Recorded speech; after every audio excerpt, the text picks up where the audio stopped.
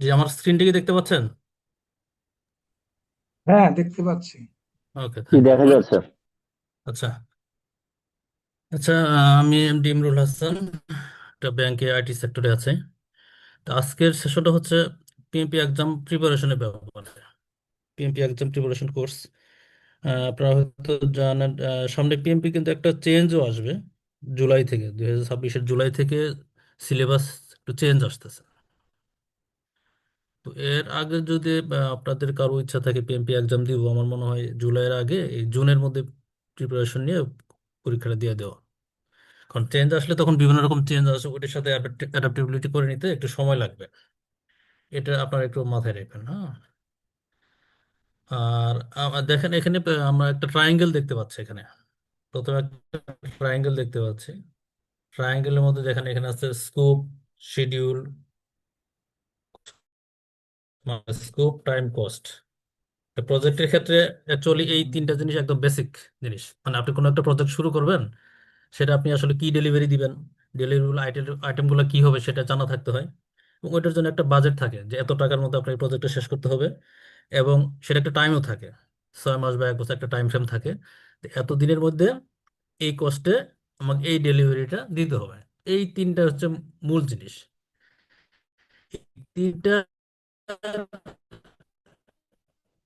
এই যে বেসিক যে টার্ম, ওয়েতে আপনি ডেলিভারি করতে দেন। আপনি যখন সবকিছু সবকিছু ওই বেজলাইনের মধ্যে যখন আপনি শেষ করতে পারেন, তখন আপনাকে একজন ভালো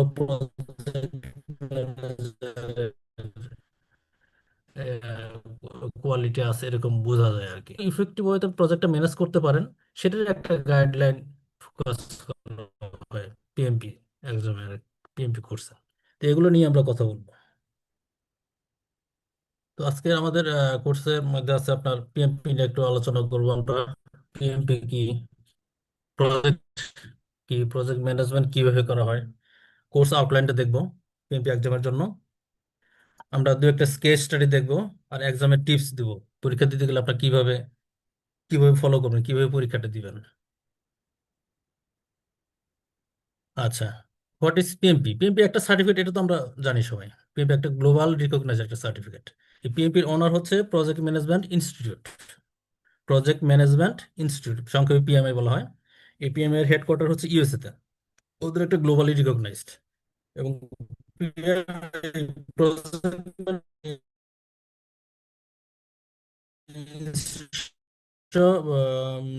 1969 ওয়ার্ল্ডের বেস্ট প্রজেক্ট ম্যানেজমেন্ট যে প্র্যাকটিসগুলো আছে, এগুলো তারা কালেক্ট করে, বিভিন্ন R&D করে, এবং বিভিন্ন testing করে, এবং সাথে তারা বেশ কিছু সার্টিফিকেট জেনারেট করছে, তার মধ্যে পিএমপি একটা।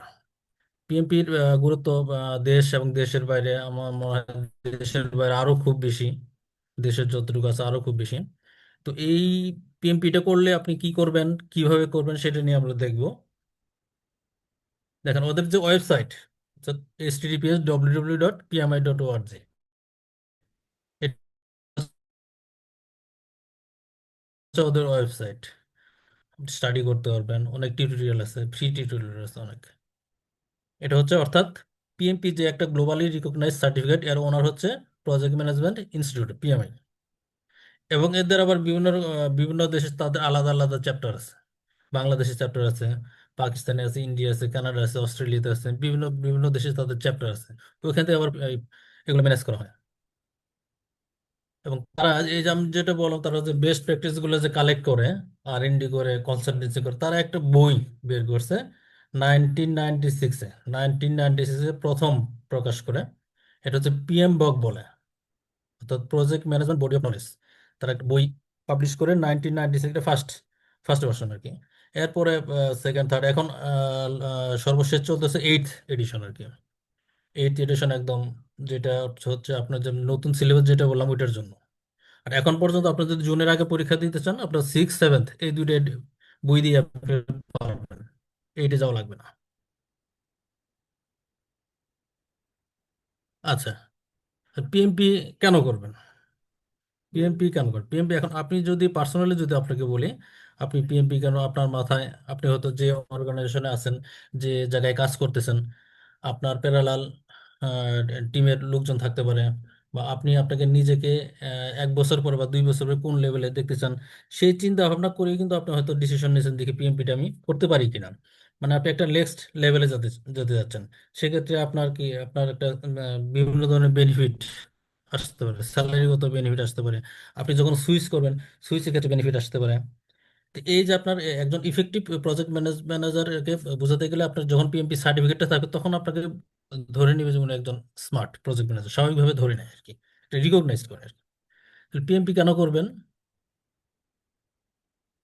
তো, আচ্ছা, একটা এখন একটা জরিপে দেখা গেছে যে আপনার প্রত্যেকটা ডলারে, এভরি ডলারের 11.4%, 11.4% ওয়েস্টেজ হয় পুরো প্রজেক্ট পারফরমেন্সের জন্য। মানে ওয়ার্ল্ড ওভার তো বিভিন্ন প্রজেক্ট তো চলতেই থাকে, আমাদের মতো বাংলাদেশে যে প্রচুর প্রজেক্ট চলে, অনেক টাকার প্রজেক্ট হয়, এরকম বিভিন্ন উন্নত দেশগুলোতে প্রচুর প্রজেক্ট চলে, প্রজেক্ট তো চলতেই থাকে। সেই প্রজেক্টের আপনার আপনার এভরি ডলারের বলছে এরা কি, এভরি ডলার 11.4% ওয়েস্টেজ হয় পুরো প্রজেক্টের কারণে। তার কারণে আপনার প্রজেক্টের ইফেক্টিভটা, ইফিসিয়েন্সিটা আপনার জরুরি। তারপর এটা আপনি যদি পিএমপি, আপনাকে অবশ্যই যেটা বললাম, আপনার একটা ভ্যালু অ্যাড করবে, আপনার স্কিল আপনাকে রিকগনাইজ করবে আপনার কেরিয়ারের জন্য। স্যালারিগত বেনিফিট আসতে পারে, কারণ আপনি একজন, আপনি যখন সুইচ করেন বা ওই অর্গানাইজেশন যদি থাকেন, আপনার পিএমপি ক্ষেত্রে একটা ভ্যালু অ্যাড করতে হবে স্যালারিগত। আপনি যখন কোনো নতুন জায়গায় যখন সার্কুলারের মাধ্যমে যখন কোথাও জয়েন করতে যাবেন, দেখবেন আপনার এই স্যালারিগত আপনাকে একটা ভালো আপনি ডিমান্ড করতে পারবেন। গ্লোবালি রিকগনাইজ, সেটা তো বললাম। এবং প্রচুর জব আছে প্রজেক্ট ম্যানেজারের উপর, যেহেতু নতুন নতুন প্রজেক্ট আসতেছে। প্রতি বছরই প্রজেক্ট প্রতি বছরই প্রজেক্ট ম্যানেজারের পজিশন ক্রিয়েট হয়। এবং জিডিপির 5 ভাগের 1 ভাগ, জিডিপির 5 ভাগের 1 ভাগ খরচ হয় প্রজেক্টের পিছনে। যেটা বললাম, পিএমপি আপনাকে প্রুভ করে যে আপনি একজন স্মার্ট ওয়েতে কাজ করেন, আপনার স্কিল, আপনার নলেজ, এক্সপিরিয়েন্স হাই, সেটা আপনাকে প্রুভ করে আর কি। পিএমপি করলে আপনার নেটওয়ার্কিংটা বাড়বে। দেখুন, আপনার যখন পিএমপি যদি করেন, দেখবেন আপনার বাংলাদেশের চ্যাপ্টারে অনেক পিএমপি হোল্ডার আছে, প্লাস ওয়ার্ল্ড ওয়াইড যারা পিএমপি সার্টিফাইড, তাদের মধ্যে একটা নেটওয়ার্ক বাড়ে। এবং আপনি যখন ওই আমাদের এই যে সাইটটা দেখলাম, pmi.org, এখানে যদি আপনি মেম্বার হন, এখানে দেখুন আপনার বিভিন্ন ভলেন্টিয়ারি করার সুযোগ পাওয়া যায় বিভিন্ন দেশের সাথে। আচ্ছা, পিএমপি সার্টিফিকেট আসলে কতজন আছে পিএমপি সার্টিফাইড? দেখেন এখানে একটা গ্রাফ দেখানো আছে, দেখেন এখানে চায়নাতে দেখেন, চায়না আছে সবচেয়ে টপ পজিশনে। আমরা জানি চায়না কিভাবে দ্রুত আগাচ্ছে, চায়নার প্রোডাক্ট এখন ওয়ার্ল্ড ওয়াইড কিভাবে সেল হচ্ছে আমরা জানি। দেখেন চায়নাতে 6 লাখ, অ্যারাউন্ড 6 লাখ। ইউএসএ তার নিচে 4 লাখ প্লাস। এরপর হচ্ছে কানাডা, ইন্ডিয়া, জাপান, বাংলাদেশ। দেখুন আমরা কত পিছনে আছি, আমরা অনেক পিছনে আছি। তো এটা ম্যাক্সিমাম হয়তো 1500 হবে এখন, এর উপরে হওয়ার কথা না। পিএমপি হোল্ডার বাংলাদেশে ম্যাক্সিমাম 1500 হওয়ার কথা। আচ্ছা, যেটা বলতেছিলাম যে পিএমআই বিভিন্ন রকম সার্টিফিকেট তারা ডেভেলপ করছে। এর মধ্যে দেখেন এই নামগুলো আছে, এখানে সিএপিএম, এটা সার্টিফাইড অ্যাসোসিয়েট প্রজেক্ট ম্যানেজার, যারা একদম ফ্রেশ, যাদের প্রজেক্ট ম্যানেজমেন্ট এক্সপিরিয়েন্স নেই, তারা এটা করতে পারে। আর যাদের এক্সপিরিয়েন্স, তারা পিএমপি থেকে শুরু করতে পারে। পিএমপি আছে, পিএমআই, এসিপি আছে, অর্থাৎ agile certified professional, project business analyst, তারপর হচ্ছে প্রোগ্রাম ম্যানেজমেন্ট প্রফেশনাল, পোর্টফোলিও, হচ্ছে পোর্টফোলিও ম্যানেজমেন্ট প্রফেশনাল, তারপর হচ্ছে রিস্ক ম্যানেজমেন্ট প্রফেশনাল, আর একটা হচ্ছে শিডিউল প্রফেশনাল। তো এরকম বেশ কিছু তাদের সার্টিফিকেট আছে। এবং এগুলোর মধ্যে পিএমপি সবচেয়ে বেশি ফেমাস, বেশি রিকগনাইজড। আচ্ছা, এখন আমরা আমরা তো জয়েন করেছি, কতজন হতে পারে একটু।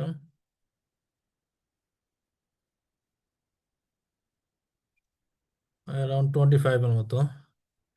আমরা একটু আপনাদের সাথে ইন্ট্রোডাকশন হতে যাচ্ছে আর কি। আপনারা কে, কোথায়, আপনার নাম, কোন অর্গানাইজেশন, কোন পজিশনে আছেন এবং পিএমপিটা কেন করতে যাচ্ছেন আমরা একটু শুনবো আর কি। এতে করে হবে ইন্টারাকশনটা ভালো হবে, অন্যান্য পার্টিসিপেন্টের সাথে সাথে প্লাস আমার সাথে ইন্টারাকশনটা ভালো হবে। আপনাকে শুনতে পাচ্ছেন আমাকে? হ্যালো। জি, শুনতে পাচ্ছি। আচ্ছা, আমরা প্রথমে শুরু করি। প্রথমে এখানে আছে আলবিত হুসাইন। আলবিত হোসেন। আলবিত হোসেনকে শুনতে পাচ্ছেন? আলবিত। আলবিত হোসেন। তারপর আরিক মাহমুদ। জি স্যার। জি জি। তো আমরা একটু সবার সাথে একটু পরিচিত হতে যাচ্ছি, মানে আপনি আপনার নাম, কোথায় কোন পজিশনে আছেন এবং পিএমপি কেন করতে যাচ্ছেন একটু যদি শেয়ার করেন আমাদের সাথে।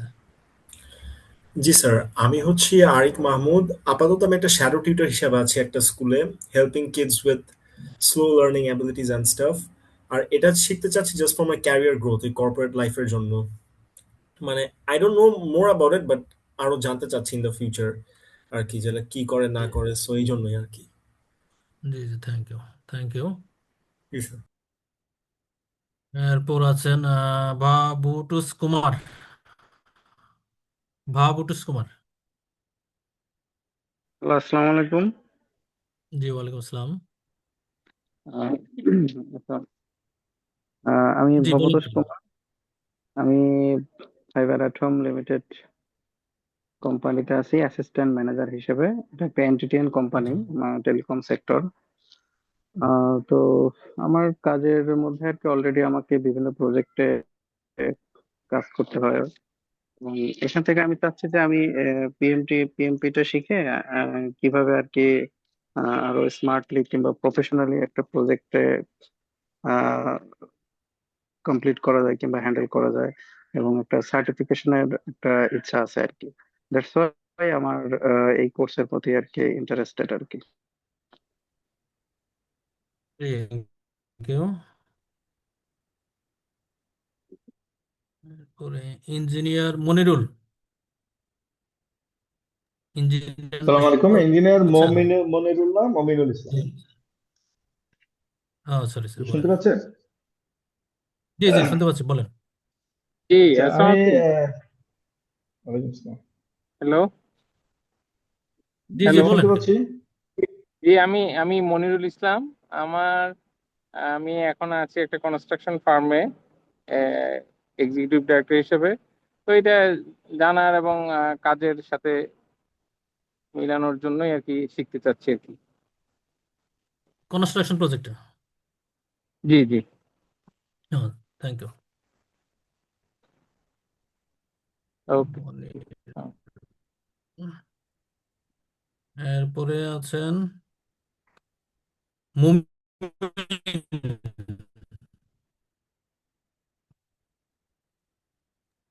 ইঞ্জিনিয়ার মুমিন, শুনতে পাচ্ছেন ভাই? জি জি, আসসালামু আলাইকুম। হ্যাঁ, শুনতে পাচ্ছি। আচ্ছা, আমি ইঞ্জিনিয়ার মমিন, আমি সিভিল ইঞ্জিনিয়ার। আমার এক্সপিরিয়েন্স হলো 21 ইয়ার্স গোয়িং অন। আমি একটা গ্রুপের হেড হিসেবে আছি আর কি, কনস্ট্রাকশন ফিল্ডে, এবং গ্রুপের হেড হিসেবে আছি। যেহেতু আমাদের প্রজেক্ট কনস্ট্রাকশনে, তো প্রজেক্ট ম্যানেজমেন্টটা বেশি ইম্পর্টেন্ট অনেক সময় লাগে। তো পিএমপি জি সার্টিফিকেটটা জি। খুবই ইম্পর্টেন্ট একটা আমাদের রিকোয়ারমেন্টের মধ্যে। বিভিন্ন কোম্পানিতে তো ডাকে এগুলো, এই এটা চাই যে পিএমপি সার্টিফিকেট। হ্যাঁ, এই এখন জন্য গভর্নমেন্ট আসলে এটা, প্রজেক্টগুলোতে তো হ্যাঁ, এই জন্য এটার প্রতি একটু আগ্রহ দেখাচ্ছিলাম আর কি।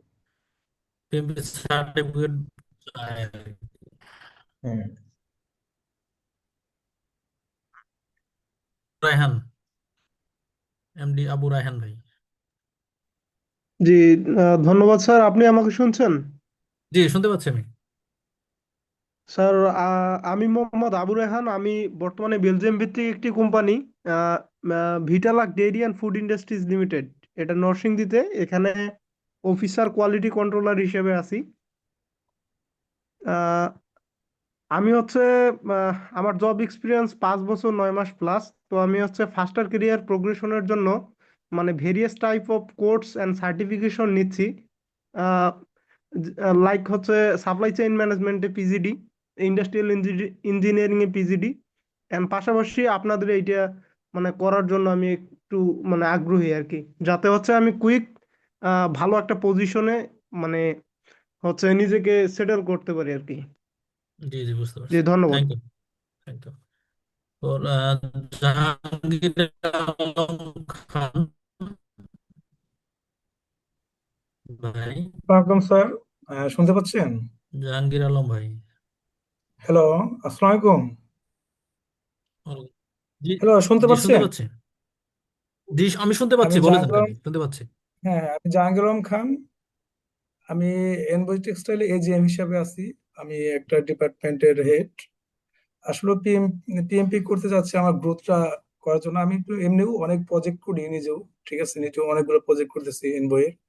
এটা আমাদের ইঞ্জিনিয়ারিং প্রজেক্ট গুলো করা হচ্ছে, এই জন্য আমি এটা পিএম আমার নিজের কেরিয়ারটা ইমপ্রুভ করার জন্য আমি কাজটা শিখতে যাচ্ছি বা পিএমপি সম্পর্কে জানতে যাচ্ছি, কোর্স নিতে যাচ্ছি। হ্যাঁ, জি, থ্যাংক ইউ। জহিরুল ইসলাম ভাই। জহিরুল ইসলাম ভাই, ভাই কি শুনতে পাচ্ছেন? জহিরুল ইসলাম।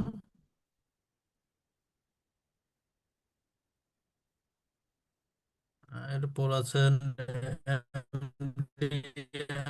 আরাফাত ভাই, আরাফাত। হ্যালো, আসসালামু আলাইকুম।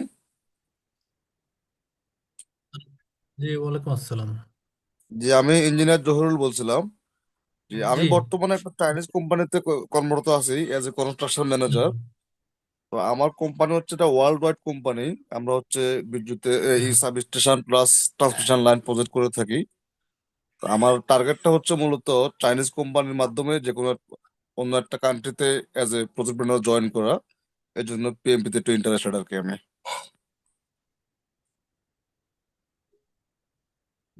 জি, থ্যাংক ইউ। জি, থ্যাংক ইউ।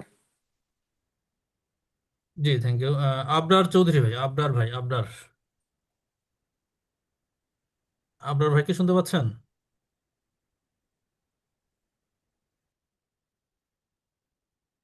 আবরার।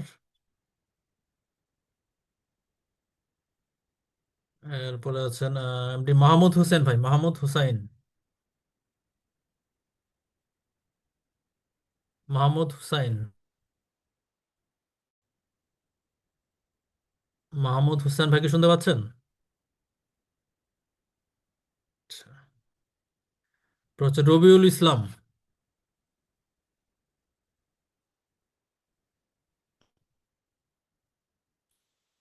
রবিউল ইসলাম ভাই কি শুনতে পাচ্ছেন? এরপর আছে মিনহাজ ভাই, মিনহাজ। মিনহাজ ভাই। সালাম আলাইকুম। ওয়ালাইকুম আসসালাম। আসসালামু আলাইকুম স্যার, আমি হচ্ছে যে আহ, মোহাম্মদ মিনাজ চৌধুরী আমার নাম। আচ্ছা আমি আচ্ছা। একটা দুবাই কোম্পানিতে আছি। এটা হচ্ছে concept concept plus architect farm এটা। আমি ওখানে আর্কিটেক্ট হিসেবে আছি, রিমোট জব করতেছি বাংলাদেশ থেকে।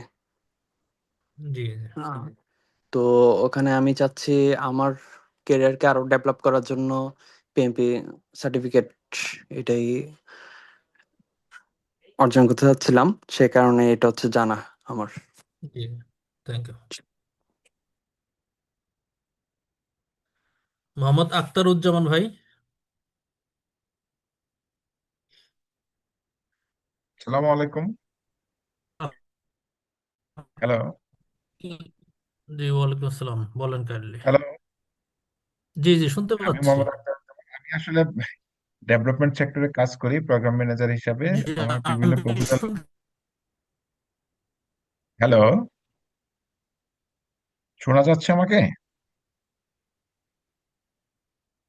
জি জি, হ্যালো। শুনতে পাচ্ছি। বলে যান। হ্যাঁ, আমি আচ্ছা, আপনি বলে প্রোগ্রাম যান কাইন্ডলি। ম্যানেজার ডেভেলপমেন্ট সেক্টরে কাজ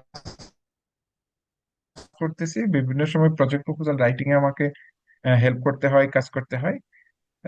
এই দৃষ্টিকোণ থেকে করছিলাম যে সার্টিফিকেশনটা করতে পারি কিনা। সফটওয়্যার ডেভেলপমেন্ট ফার্মে নাকি? না না, আমি ডেভেলপমেন্ট এনজিও সেক্টরের লোক। ও আচ্ছা আচ্ছা আচ্ছা, বুঝতে পারছি, হ্যাঁ বুঝতে পারছি। এনজিও সেক্টর, হ্যাঁ। কোন এনজিওতে? আমি আছি এখন হাঙ্গার প্রজেক্ট বাংলাদেশে। আমি এর আগে অনেক ছিলাম গভর্নমেন্টের একটা, ওয়ার্ল্ড ব্যাংকের একটা প্রজেক্টে ছিলাম। এখন এখানে আছি।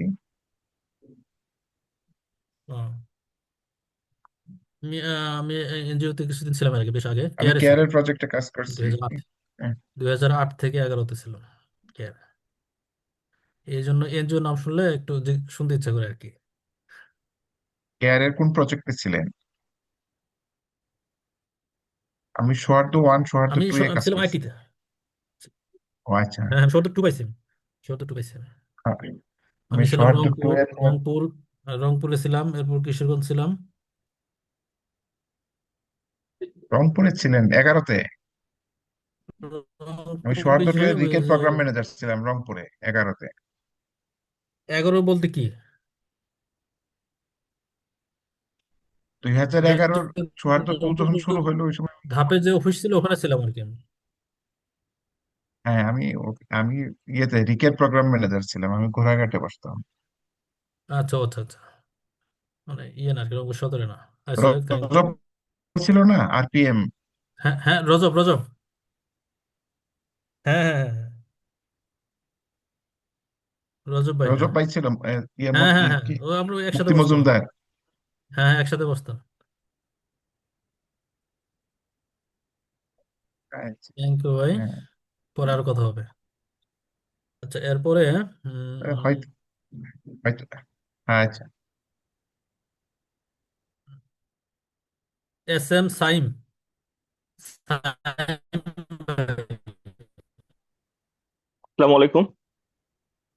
সাইম ভাই, শুনতে পাচ্ছেন? জি, আমার কথা শোনা জি, ওয়ালাইকুম আসসালাম। জি, আমি শুনতে পাচ্ছি, বলেন clearly. G, please. Hello. Hello. Hello.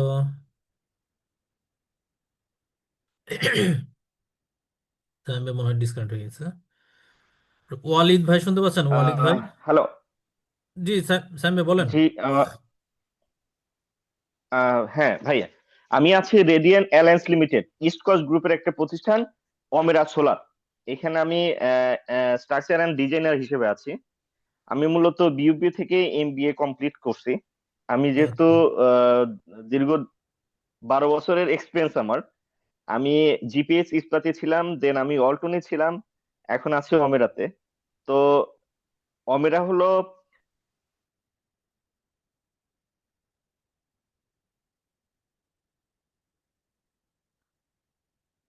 Hello.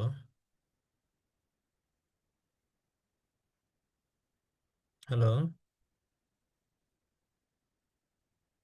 আচ্ছা, আমরা নেক্সটে যাই। ওয়ালিদ ভাই, শুনতে পাচ্ছেন? ওয়ালিদ ভাই। এরপর আছেন টিটু ভাই, টিটু। হ্যালো, আসসালামু আলাইকুম। আমি জি, ওয়ালিদ ওয়ালাইকুম বলতেছি। আসসালাম। হ্যাঁ হ্যাঁ, জি ভাই বলেন। জি, আমি ওয়ালিদ নাসার। আমি একটা ইঞ্জিনিয়ারিং ফার্মে আছি। আমার 5 বছর হলো আমার জব এক্সপিরিয়েন্স। আমি মেকানিক্যাল ইঞ্জিনিয়ার হিসেবে বিভিন্ন প্রজেক্টে কাজ করেছি। এখন যাতে আমার প্রজেক্টে কাজ করার যে এক্সপিরিয়েন্সটা এটা আরো ফাস্টার হয়, আমি আরো স্মার্টলি করতে পারি, এই জন্য আমি পিএমপি এই কোর্সটা করতে চাই আর কি, এটা নিয়ে আগ্রহী। জি জি, থ্যাংক ইউ। এরপর হচ্ছে সাজ্জাদ হুসাইন। সাজ্জাদ হোসেন ভাই। আহ সালামালাইকুম ভাই, আমি টিটু। জি আমি জি অ্যাভেলেবল আছি। জি জি। আমি হচ্ছে ডটলাইন টেকনোলজিসে সিনিয়র প্রজেক্ট ম্যানেজার হিসেবে আছি আর কি। ডট সো লাইন টেকনোলজি এই, না? জি। থ্যাংক ভাই।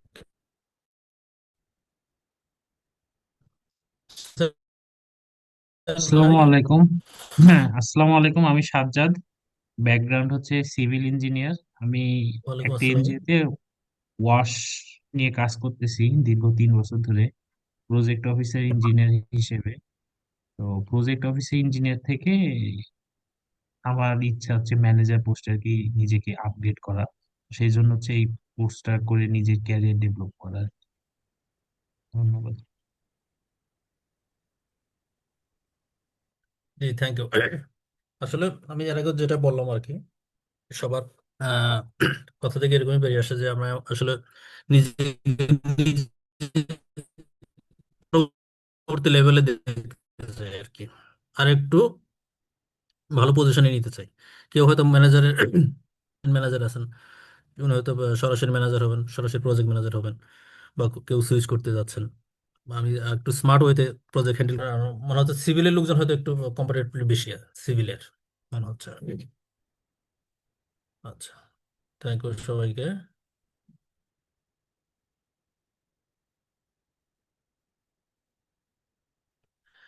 যেটা বললাম আর কি, আমরা এগুলো আলোচনা করেছি অবশ্য। অবজেক্টিভ অফ পিএমপি, পিএমপির অবজেক্টিভটা আসলে কি? আমরা যে শুরুতে যে ট্রায়াঙ্গেলটা দেখেছিলাম, আমরা একটা ট্রায়াঙ্গেল দেখেছিলাম শুরুতেই। ওখানে ছিল স্কোপ, শিডিউল, কস্ট, বা cost. Scope, budget, schedule. Scope, কস্টটাই হচ্ছে বাজেট, আর একটা হচ্ছে শিডিউল। এই তিনটা হচ্ছে মূল রাইট। একদম ট্রায়াঙ্গেল, পিএম এর ট্রায়াঙ্গেল। তো এখানে আপনার স্কোপটা কি? স্কোপটা হচ্ছে আপনি আপনি আসলে কি তৈরি করতে যাচ্ছেন। আপনি কোনো একটা প্রোডাক্ট তৈরি করবেন, কোনো একটা সার্ভিস, কোনো একটা রেজাল্ট তৈরি করবেন, সেটা সেটা ডেলিভারিটা কেমন হবে, ডেলিভারি আইটেমটা কি হবে, সেটা আপনাকে বোঝা। এটা যদি আপনি বুঝতে না পারেন, হ্যাঁ, আর যদি বুঝতে না পারেন, আপনি কি ওই ভ্যালুটা দিতে পারবেন না। সেক্ষেত্রে প্রজেক্ট ফেল হবে, কারণ আপনি দেখবেন ক্লায়েন্ট চাচ্ছে একরকম, আপনি তৈরি করে নিয়ে গেছেন আরেক রকম। স্কোপটা ডিফাইন থাকতে হয়। স্কোপটা যদি আপনি ক্লিয়ার না হন, 100% ক্লিয়ার না হন, তাহলে কিন্তু আপনি ডেলিভারিটা হয় না। এগুলো স্কোপটা খুব ইম্পর্টেন্ট জিনিস, ভাইটাল জিনিস। আর একটা হচ্ছে বাজেট। কারণ আপনি মনে করেন একটা প্রোডাক্ট তৈরি করবেন, আপনার ম্যানেজমেন্ট থেকে হয়তো একটা বলে দেয় যে এত টাকার মধ্যে তুমি 1 কোটির ভিতরে তুমি এই প্রজেক্টটা কমপ্লিট করবো, এই প্রোডাক্টটা তৈরি করবো। প্রোডাক্টের যে টোটাল যে কস্ট, সেখানে বিভিন্ন ধরনের কস্ট থাকে, হিউম্যান রিসোর্স কস্ট থাকে। ওই প্রজেক্টের জন্য আপনার কোনো ফিজিক্যাল রিসোর্স আপনার পারচেস করা লাগতে পারে। তারপর ক্লায়েন্টকে যে আপনি ডেলিভারি দিবেন, ওটার একটা টাইম ফ্রেম বলে দিবে যে আপনি এটা 1 বছরের মধ্যে এই প্রজেক্টটা শেষ করবেন। তো এই যে আপনার এই মানে আপনার বস যখন আপনার সাথে কোনো একটা প্রজেক্টের কোনো কিছু নিয়ে কথা বলে, তো এই জিনিসগুলাই বের হয়ে আসে। আপনি কত দিনের মধ্যে ডেলিভারি দিতে পারবেন, কি ডেলিভারি দিবেন, কত সময়ের মধ্যে, কত টাকার মধ্যে। এইটা আপনি কতটুকু ইফেক্টিভ করতে পারবেন, সেটি হচ্ছে আপনার করার উদ্দেশ্য। এবং আপনাদের কথাতে এটা বেরিয়ে আসছে ভ্যালু, অর্থাৎ আপনার ভ্যালুটা কতটুকু। ভ্যালু যদি ক্রিয়েট না হয়, আপনি যেটা ডেলিভারি দিচ্ছেন, আলটিমেটলি কি সেটা হচ্ছে বিজনেস একটা ভ্যালু অ্যাড করবে, বিজনেসটাকে এক্সপান্ড করবে, বিজনেসের রেভিনিউ বাড়াবে। ওই জায়গাটাতে যদি ভ্যালু অ্যাড করতে না পারে, আলটিমেটলি তখন কিন্তু প্রজেক্ট আসলে ফেল হয়। তা আপনার ওই শিডিউল এবং টাইম ফ্রেম প্লাস কস্ট এর মধ্যে থাকতে পারাটাই হচ্ছে আপনার প্রজেক্ট ম্যানেজারের ইফেক্টিভ বোঝা যায় এখানে। এবং দিন শেষে কি হয়, স্টেক হোল্ডারের স্যাটিসফ্যাকশনটা ইম্পর্টেন্ট। আপনি যেটা ডেলিভারি দিচ্ছেন, সেই স্টেক হোল্ডারটা চাওয়াটা এরকম ছিল কিনা, সেটা আপনাকে দেখাতে হয়।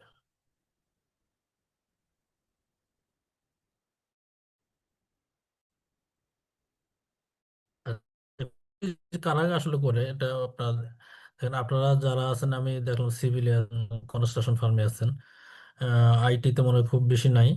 তো এটা আপনার যেমন এমবিএ, যেমন একটা আপনার যে কমার্স ব্যাকগ্রাউন্ডের লোকজন করে, আইটি ব্যাকগ্রাউন্ডের লোকজন করে, বা ডাক্তাররাও করতে পারে, ইঞ্জিনিয়ারও করে। পিএমপি জিনিসটা এরকমই, আপনি যে সেক্টরে হয়ে থাকেন, আপনাকে একটা সময় পরে ম্যানেজারিয়াল রোল প্লে করতে হয়, একটা টিম লিডারের রোল প্লে করতে হয়। তো এই জায়গাটাতে আপনার ফোকাস করে, প্লাস আপনি নতুন কোনো প্রজেক্ট সেক্ষেত্রেও ফোকাস করে। এই জন্য আপনি কারা কারা করে, project manager, team leader, program manager, যারা মাল্টিপল প্রজেক্ট হ্যান্ডেল করে। এবং এখানে বলা আছে দেখেন, কনস্ট্রাকশন, ইঞ্জিনিয়ারিং, ফাইন্যান্স, হেলথ কেয়ারের লোকজন, ওনারাও এটা পিএমপি করতে পারে। সফটওয়্যার ফার্মে যারা আছে তারাও করতে পারে।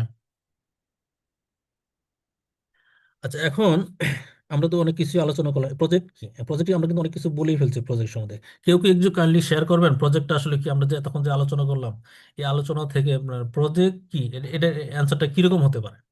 কেউ কাইন্ডলি একজন একটু শেয়ার করবেন।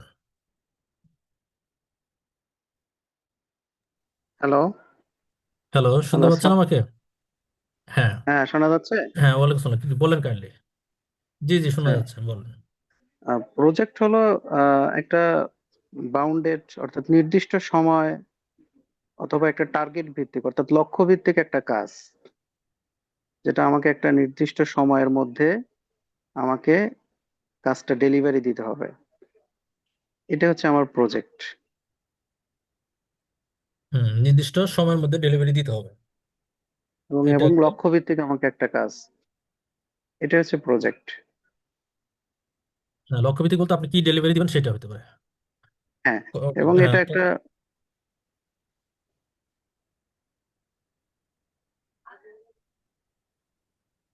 জি, আরো কিছু অ্যাড করবেন?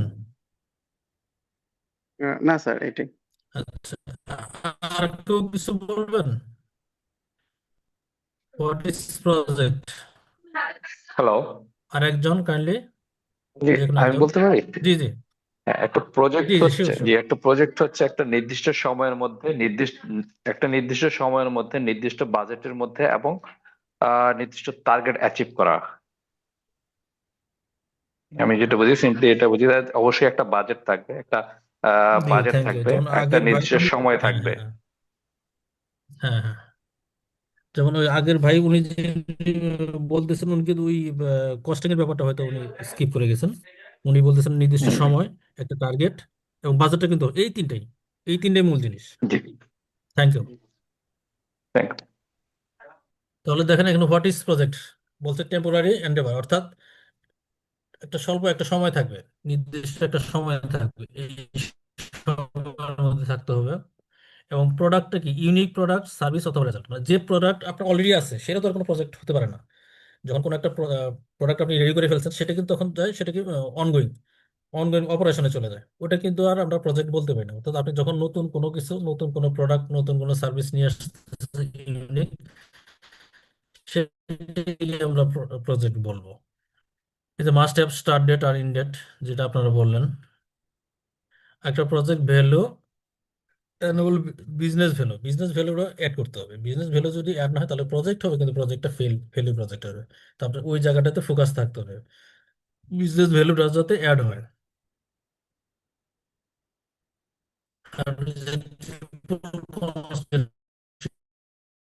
Schedule cost, project management triangle, এটা আর কি স্কোপ, টাইম, কস্ট, এবং এর মাঝখানে আছে হচ্ছে কোয়ালিটি। কোয়ালিটিটা এনশিওর করতে হবে ওভার দ্য প্রজেক্ট, মানে এক বছরে যদি ওভার দ্য প্রজেক্ট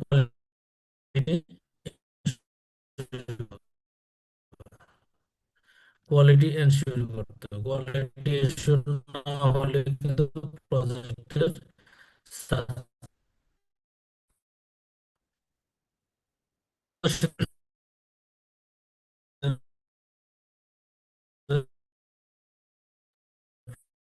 কথা কথা কেটে প্রজেক্ট কেটে এবং আসতেছে, মানে যেটা কিন্তু ফুল আমাদের শোনা যাচ্ছে না। অনেক চ্যালেঞ্জ ছিল সে, এবং কথা কেটে কেটে মানে আগে ঠিক ছিল নাকি? হ্যাঁ, আপনার আগে ঠিক কথাটা ছিল? কেটে কেটে আসতেছে আর কি। হ্যাঁ, এখন শোনা যাচ্ছে, ঠিক আছে।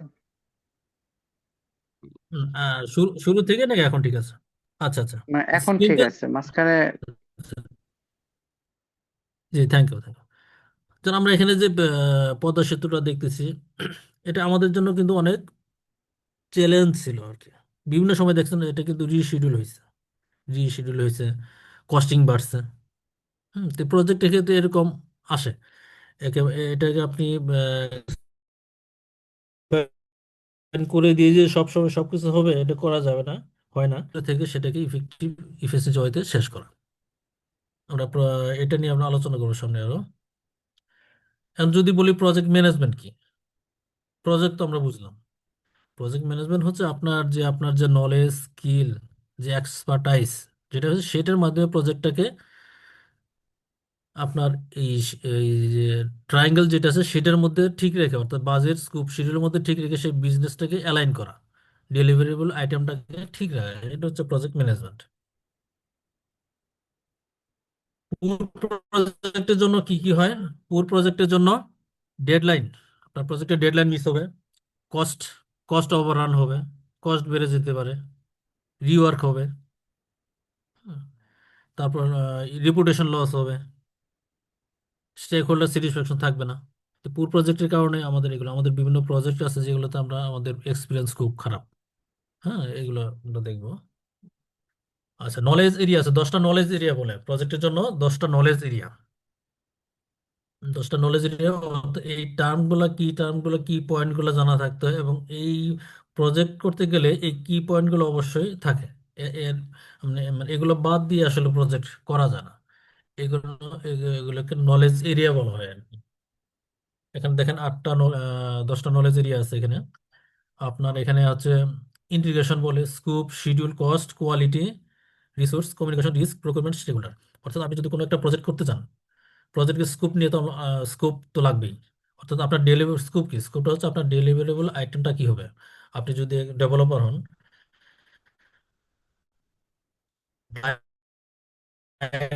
যে আপনার কাছে যে প্রোডাক্ট, আপনি যদি কোনো একটা ব্রিজ তৈরি করতে হয়, সেটা একটা ডিফাইন থাকতে হবে, যে আপনি কি চাচ্ছেন, কোথায় কিভাবে কি হবে সেটা জানাতে হবে, সেটা হচ্ছে স্কোপ। সময় থাকবে, সময় যে শিডিউল, কষ্ট নিয়ে কথা বললাম, কোয়ালিটি নিয়েও কথা বলছি আমরা। রিসোর্স, আপনার রিসোর্সে এখানে হিউম্যান রিসোর্স থাকবে, ফিজিক্যাল রিসোর্স থাকতে পারে। আর কমিউনিকেশন, অর্থাৎ ওভার দ্য প্রজেক্ট আপনার কমিউনিকেশন কার সাথে কিভাবে কি হবে, ক্লায়েন্টের সাথে, সাপ্লায়ারের কমিউনিকেশন কি হবে আপনার, আম, সেটা সেটা কমিউনিকেশন প্ল্যান হতে হবে, এবং সেটা হলে সেটা আপনার কোন মিটিংটা অনলাইন করলে চলবে, কোন মিটিংটা আপনার ফেস টু ফেস করা লাগবে, সেগুলো ডিফাইন করা থাকে। তারপর রিস্ক, রিস্ক হচ্ছে আনসার্টেন বিভিন্ন রকম সিচুয়েশন তৈরি হয়ে যেতে পারে। যেমন আমাদের পদ্মা সেতুর যখন ডিজাইনটা করে, এই ডিজাইন কিন্তু অনেকবারই চেঞ্জ হয়েছে, কারণ এই যে পদ্মা সেতুর যে পিলার, হ্যাঁ, পদ্মা সেতু পানি যে খরস্রোত যে নদী, পিলারের পাইলিং করতে গিয়ে কিন্তু বিভিন্ন সময় ডিজাইন চেঞ্জ করে লাগে। তো ওই আপনার রিস্কগুলোকে আগে থেকে আইডেন্টিফাই করা, এবং এই রিস্ক আসলে সেই রিস্কগুলোকে আবার কীভাবে মিটিগেট করা, রিস্ক তো অ্যাভয়েড করা যায় না, টোটালি অ্যাভয়েড করা কঠিন, সেটাকে মিটিগেট বা কীভাবে ম্যানেজ করা যায় সেটা আপনার রিস্কের মধ্যে দেখতে হয়। প্রকিউরমেন্ট পলিসি কেমন হবে, প্রকিউরমেন্ট পলিসি অর্গানাইজেশন কিন্তু ভেরি করে। তো আপনি যে অর্গানাইজেশনে আছেন ওই অর্গানাইজেশনের প্রসেস ফ্লো কেমন, প্রকিউরমেন্ট প্রসেস ফ্লো কেমন, সেটা মেনটেন করতে হবে। মানে প্রকিউরমেন্ট হচ্ছে সবচেয়ে অর্গানাইজেশনের সবচেয়ে এই জায়গা, সেন্সিটিভ জায়গা। তারপর স্টেক হোল্ডার। আচ্ছা, স্টেক হোল্ডারটা কি, কেউ কাইন্ডলি শেয়ার বলতে আমরা কি বুঝি স্টেক হোল্ডার? হ্যালো। হ্যাঁ, স্টেক হোল্ডার বলতে আমরা কি বুঝি? আচ্ছা স্যার, স্টেক হোল্ডার বলতে আমরা মূলত বুঝি যে একটা প্রজেক্টে তো অনেকগুলা ফাংশন সাব ফাংশন কাজ করে, এবং এক্সটার্নাল ইন্টারনাল যতগুলো ফাংশন এর সাথে রিলেটেড, অর্থাৎ প্রজেক্টটা ইন্টিগ্রেট করতে আহ, যতগুলো ফাংশন কাজ করে, আমরা তাদেরকে আসলে মূলত স্টেক হোল্ডার বলি। যদি আমরা একটা এক্সাম্পল দেই, যে যদি আমরা একটা সফটওয়্যারের ক্ষেত্রে যদি ধরি, যে সফটওয়্যারটার একটা কোড যদি প্ল্যান করে, ঠিক আছে, প্ল্যানিং একটা স্টেক হোল্ডার, এবং যারা এক্সিকিউট করে সেটা একটা স্টেক হোল্ডার, এবং যেটা ওটা মনিটরিং করে কিংবা ডিবাগিং করে সেটা একটা স্টেক হোল্ডার। অর্থাৎ স্টেক হোল্ডার বলতে আমার একটা প্রজেক্টটাকে ফুল কমপ্লিট করতে যতগুলো সাব ফাংশন এর দরকার হয় সবগুলোকে আমরা স্টেক হোল্ডার হিসেবে কনসিডার করি। জি, আপনি মনে হয় অনেকটা ইন্টারনাল টিমের মধ্যে ধরছেন, ইন্টারনাল টিমের।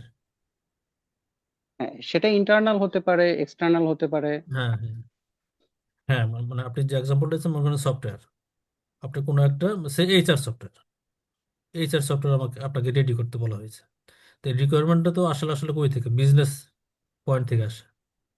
জি এইচআর যারা আছে, এইচআর ডিপার্টমেন্ট বা এইচআর ডিভিশন থেকে আপনার কিন্তু রিকোয়ারমেন্ট আসতে পারে, সেটা আপনার জি কাছে আর আপনি সেটা ডেভেলপমেন্ট টিমে আছেন।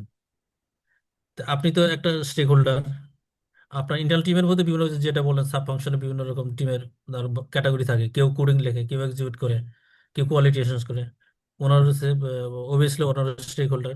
এইচআর যিনি উনি একজন stakeholder. Stakeholder. Plus এটার একটা বাজেট থাকতে পারে, যে বাজেটটা, এই বাজেটটা অ্যাপ্রুভ করবে কে, বা এই যে আপনি যে সফটওয়্যার, এটা একটা অ্যাপ্রুভাল পয়েন্ট, বোর্ড। বোর্ড একটা management stakeholder, management board. Management জি। একটা স্টেক হোল্ডার।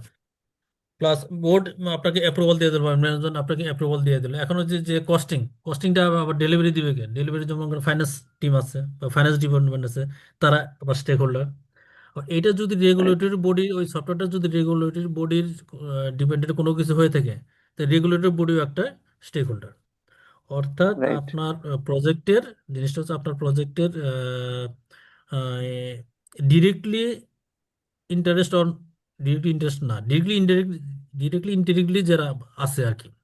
ডিরেক্টলি থাকতে পারে, ইনডিরেক্টলি থাকতে পারে। মানে যেটা হয়তো মনে করেন আপনি প্রোগ্রামেন্ট টিম, প্রোগ্রাম টিম হয়তো আপনার আপনার দরকার, প্রোগ্রামেন্ট টিম হয়তো আপনার দরকার নাই। তো এরকম প্রোগ্রামেন্ট টিম আমাকে স্টেক হোল্ডার ধরে নিতে হবে।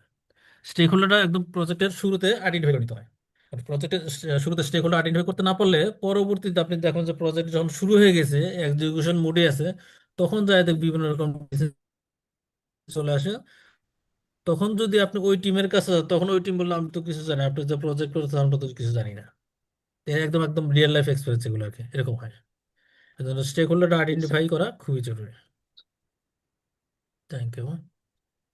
আচ্ছা, প্রত্যেকটা প্রজেক্টের কিছু ফেজ থাকে। যেমন আমরা 5টা ফেজে ভাগ করছি, এটা পিএমআই 5টা ফেজে ভাগ করছে আর কি। পিএমআই 5টা ফেজে ভাগ করছে।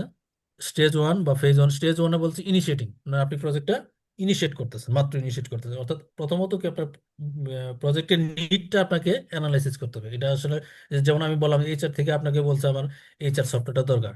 তো ওই যে বিজনেস নিডটা তৈরি হয়েছে, তৈরি হওয়ার পরে কিন্তু প্রজেক্ট শুরু হবে, ইনিশিয়েটিং আগে ওটা একটা ফিজিবিলিটি স্টাডি হবে, ওটা বিজনেস নিড আসবে। বিজনেস নিডটা যখন ঠিক হবে, তখন ওটা হয়তো ম্যানেজমেন্ট অ্যাপ্রুভালের মাধ্যমে আপনার কাছে আসবে, এই প্রজেক্টটা শুরু করতে হবে। তখন আপনাকে ইনিশিয়েট করতে হবে। তো ইনিশিয়েটিং এ দেখেন কি আছে, যেটা আমি এর আগে বলতেছিলাম, স্টেক হোল্ডার আইডেন্টিফাই করতে হবে। এবং আরেকটা শব্দ হচ্ছে প্রজেক্ট চার্টার। প্রজেক্ট চার্টারটা বলতে কি বোঝায়? প্রজেক্ট চার্টারটা হচ্ছে আপনার হাই লেভেল অর্থাৎ ব্রড লেভেল কিছু ডকুমেন্ট, যেটা আপনি একটা পেজই করতে পারেন। অর্থাৎ ওইখানে আপনার প্রজেক্ট সম্বন্ধে একদম ওভারঅল একটা আইডিয়া থাকে, কোনো ডিটেলস কোনো কিছু না, হাই লেভেল কথাবার্তা থাকে। অর্থাৎ আপনি কি প্রজেক্ট শুরু করতেছেন, প্রজেক্টের নাম কি, প্রজেক্টের স্টেক হোল্ডার কারা, প্রজেক্টের স্কোপ কেমন হবে, প্রজেক্টের কস্টিং কেমন, প্রজেক্টের শিডিউল কত, প্রজেক্টের প্রজেক্ট ম্যানেজার কে, বাজেট কত, এই এই জিনিসগুলো একদম এই লেভেলে থাকে, হাই লেভেলে থাকে। ডিটেলস কোনো কিছু থাকে না। এটা হচ্ছে প্রজেক্ট চার্টার। ইনিশিয়ে মানে আপনার ইনিশিয়েটিং পর্যায়ে আপনার এই দুইটা জিনিস খেয়াল করতে হয়, stakeholder plus project charter. এখন আপনার যখন ইনিশিয়েটিং, যখন আপনার এটা শেষ হয়ে গেল, এরপর হচ্ছে স্টেজ টুতে বলছে ওরা প্ল্যানিং। প্ল্যানিং করতে হবে। প্ল্যানিং এর ক্ষেত্রে এখানে দেখেন, এখানে স্কোপ আছে, schedule, budget, quality, resource, risk, communication, সব কিছুর প্ল্যান করতে হয়। আপনার এই যে সে প্রজেক্টটা যদি 1 বছরের হয়ে থাকে, 1 বছরের প্রজেক্টে আপনার এখন ডেলিভারিটা কখন কখন হবে? এমন হতে পারে 1 বছরের প্রজেক্ট আপনার ডেলিভারি দিতে হবে প্রতি মান্থলি, ডেলিভারিটা মান্থলি হতে হবে, বা 6 মাস পর। তো এই যে তখন আপনার এগুলো বলা থাকতে হবে। এবং আপনার যে এটার জন্য যে বাজেট, আপনি কতদিন, টাকাটা আপনি কতদিন পর পাবেন, 1 মাস পর পাবেন নাকি 6 মাস পর পাবেন, এখানে এই প্ল্যান থাকতে হবে। কি কি রিস্ক আসতে পারে সেই প্ল্যানগুলো থাকতে, রিস্ক কিভাবে মিটিগেট করবেন, কমিউনিকেশনটা কিভাবে হবে, যেটা আমি বলতেছিলাম। আপনার প্যারালাল পজিশনের সাথে কমিউনিকেশন কেমন হবে, আপনার ম্যানেজমেন্টের সাথে কমিউনিকেশন কেমন হবে, ক্লায়েন্টের সাথে সাপ্লায়ারের কমিউনিকেশন কেমন হবে, ইন্টারনাল স্টেক হোল্ডারের সাথে কমিউনিকেশন কেমন, এগুলো প্ল্যান করতে হয়। ও সবকিছু প্ল্যান করে সেটাকে বলে প্রজেক্ট ম্যানেজমেন্ট প্ল্যান। সবকিছু মিলে হয় প্রজেক্ট ম্যানেজমেন্ট প্ল্যান। এটা একটা প্রজেক্ট ম্যানেজমেন্ট প্ল্যান, একটা ডকুমেন্ট হয়ে যাবে। তারপর ইনিশিয়েটিং হয়ে গেল, মানে কিক অফ করলেন, প্ল্যানিংও রেডি করলেন, এখন আপনি এক্সিকিউশন শুরু করবেন। এবং একটা প্রজেক্টের ক্ষেত্রে সবচেয়ে বড় সময় যায় কিন্তু প্ল্যানিং এ। প্ল্যানিংটা যদি ঠিক না হয়, আপনার কিন্তু পরবর্তীতে প্রজেক্ট রান ডেলিভারি করা খুব কঠিন হয়ে যায়। এবং আমাদের মতো দেশে প্ল্যানিংয়ে সবচেয়ে বেশি ভুল থাকে, প্ল্যানিংয়ে আমরা সময় কম দিই, যার কারণে দেখা যায় প্রজেক্ট বেশিরভাগই রিশিডিউল করতে হয়, টাইম বাড়াতে হয়, রিওয়ার্ক হয়, কস্ট ওভাররান হয়। তো এরপরে হচ্ছে কি, প্ল্যানিং এর পরে হচ্ছে এক্সিকিউশন। এক্সিকিউশন পরে এখন আপনার টিম আছে, আপনি টিম নিয়ে কাজ শুরু করে দিচ্ছেন, কাজ চলতে থাকবে। এরপর হচ্ছে আপনার মনিটরিং এন্ড কন্ট্রোল। মনিটরিং এবং কন্ট্রোল, আপনি যে প্রজেক্টের কাজটা করতেছেন, আপনার যে শিডিউল, ওই যে বারবারই ওই জিনিসটা আসতেছে, ট্রিপল ট্রায়াঙ্গেল যেটা, হ্যাঁ, ট্রিপল কনস্ট্যান্ট, সেটার ভিতরে আপনি আছেন কিনা, যে সময়ে যে আইটেম ডেলিভারি দেওয়ার কথা ছিল সেটা আপনি ডেলিভারি দিতে পারতেছেন কিনা, যে বেজ লাইন ছিল সেই বেজ লাইনের মধ্যে আছেন কিনা, একটা মনিটরিং কন্ট্রোল থাকতে হবে। মনিটরিং কন্ট্রোল না থাকলে কিন্তু প্রজেক্টটা তখন আর ওই স্টেজে রান করা কঠিন। আহ, নাজমুল ভাই কি কিছু বলতে যাচ্ছেন? কেউ একজন হাত তুলেছেন।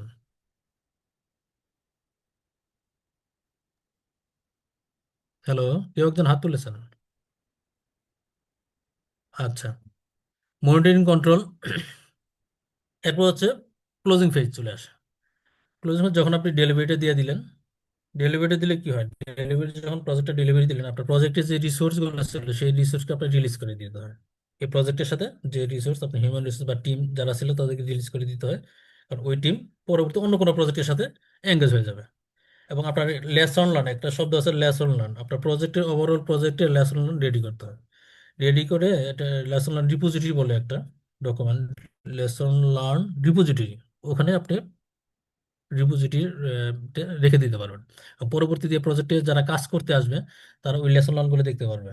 এবং মনে করেন আপনি 10টা প্রজেক্ট আপনি রান করেছেন, বিভিন্ন সময়ে 10টা প্রজেক্টের লেসন লার্ন যখন রেডি হবে, তো এখান থেকে কিন্তু আপনার লেসন লার্নের অনেক বড় একটা কাজ করবে পরবর্তী প্রজেক্টগুলোকে রান করার জন্য। খুবই ইম্পর্টেন্ট একটা জিনিস। তাহলে এখানে আমরা দেখলাম 5টা ফেজ বা 5টা stage: initiating, planning, execution, monitoring, closing. আচ্ছা, দেখেন প্রজেক্ট ম্যানেজমেন্ট লাইফ সাইকেল, আমরা যে 5টা স্টেজ দেখলাম, ওই 5টা স্টেজে একটু একটু একটু অন্যভাবে দেখানো হয়েছে আর কি। মানে একটা জিনিস আপনি বিভিন্নভাবে দেখলে আপনার মাথায় এটা অ্যাটাচ হয়ে থাকে ভালো। যেমন এখানে বলছে কি, প্রজেক্ট প্রথম আছে প্রজেক্ট আইডিয়া, যেটাকে আমরা যে বিজনেস নিড বলি বা ফিজিবিলিটি স্টাডি বলি। হ্যাঁ, এখানে বলছে কি only 37% project start with a clear defined objective. মানে আপনার ক্লিয়ার ডিফাইন থাকতে হবে, ক্লিয়ার ডিফাইন না থাকলে আপনি ডেলিভারি কি দিবেন, ক্লায়েন্ট যে জিনিস হবে আপনি ডেলিভারি নিয়ে যাবেন আরেকটা জিনিস। তো এরপর হচ্ছে ইনিশিয়েটিং। ইনিশিয়েটিভ দেখেন প্রজেক্ট চার্টার, স্টেক হোল্ডার। এরপর হচ্ছে প্ল্যানিং, যেগুলো বলতেছিলাম, স্কোপ, শিডিউল, সবগুলোর প্ল্যানিং তৈরি করতে হবে। এবং এখানে কি বলছে, strong planning reduce cost overrun by 30 to 35%।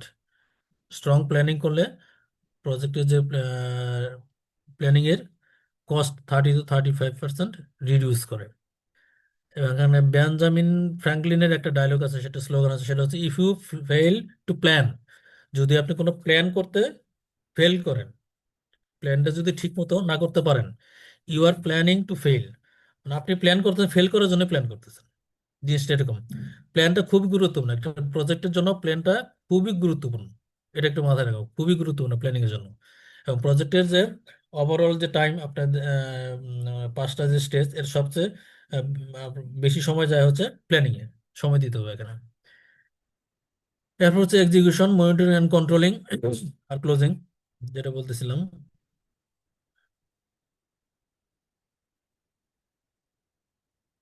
ওই জিনিসটাকে আমি আরেকটু ভাবে দেখানো হয়েছে, দেখেন এখানে আরেকটা গ্রাফের মাধ্যমে দেখানো হয়েছে। যেমন প্রজেক্টের লাইফ সাইকেল হচ্ছে এটা, এটা হচ্ছে প্রজেক্টের লাইফ সাইকেল। আর এটাকে বলছে কি pre project work. Pre project, প্রজেক্টের শুরু আগে কি করতে হয়, এই যে নিড অ্যাসেসমেন্ট, অর্থাৎ বিজনেস নিড, আপনার এটা আপনার লাগতেছে কিনা, এটা ফিজিবিলিটি স্টাডি, এটা বিজনেস কি, এটা বেনিফিট ম্যানেজমেন্ট প্ল্যান, এগুলো যদি ঠিক না থাকে তাহলে কিন্তু ওই প্রজেক্ট শুরু করে কোনো লাভ নাই। পরবর্তী দেখা যাচ্ছে প্রজেক্ট করবেন কিন্তু প্রজেক্টের আলটিমেট গোল আপনি অ্যাচিভ করতে পারবেন না। এগুলো হয়ে গেলে, এগুলো মানে এগুলো করা হয় কি, মানে এগুলো আপনি যখন কোনো ম্যানেজমেন্টকে সাথে যখন কোনো প্রজেক্ট অ্যাপ্রুভ করবেন, তারা কিন্তু এগুলো চাবে, প্রজেক্ট কেন করতেছো, কার জন্য করতেছো, বেনিফিট কি, এগুলো না দেখাইতে পারলে কিন্তু আপনি প্রজেক্ট শুরু করতে পারবেন না।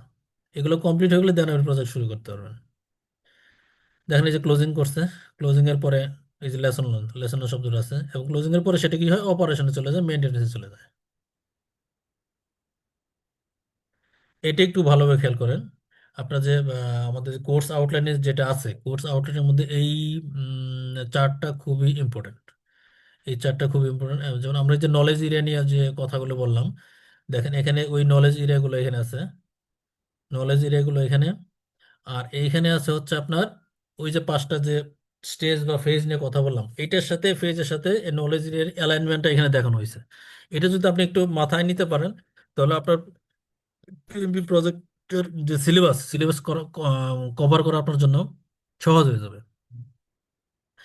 দেখেন এখানে ইনিশিয়েটিং প্রসেস গ্রুপ, ইনিশিয়েটিং আছে,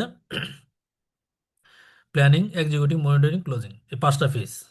আর এখানে আছে নলেজ এরিয়া, এর সাথে এটার ম্যাপিংটা কিভাবে সেটি দেখাচ্ছে এখানে।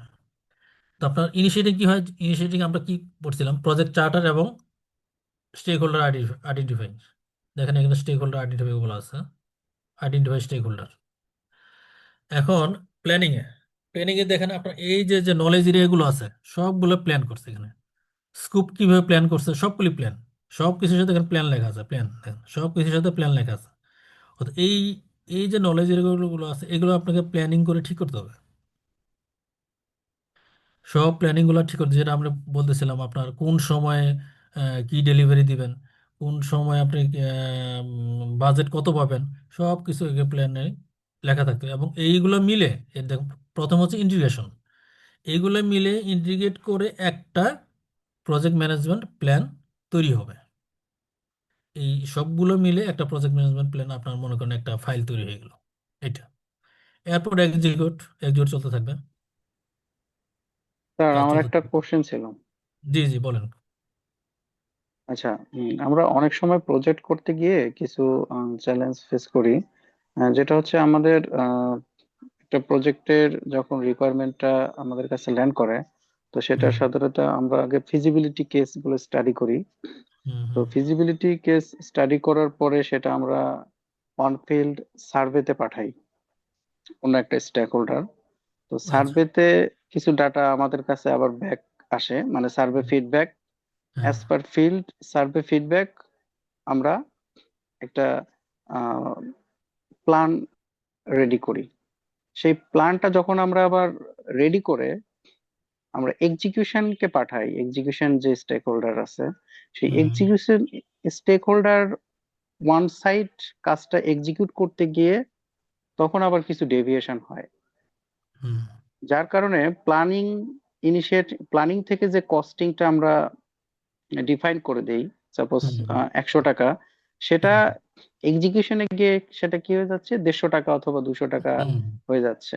হুম এই যে ডেভিয়েশনটা যে হচ্ছে কিংবা হয়, এটাকে হুম। আসলে প্রত্যেক প্রজেক্টে কি এটা কি কমন সিনারিও, না এটাকে আহ, কোনো না কোনো ভাবে রিডিউস করার কিংবা একদম এক্সাক্ট 100% অ্যাকুরেট করার কোনো ওয়ে আছে কিনা, এটা একটু জানতে চাচ্ছিলাম। হ্যাঁ হ্যাঁ, ভালো বলেছেন। দেখেন যেমন যে আমাদের পদ্মা সেতুর কথা বললাম না, পদ্মা সেতু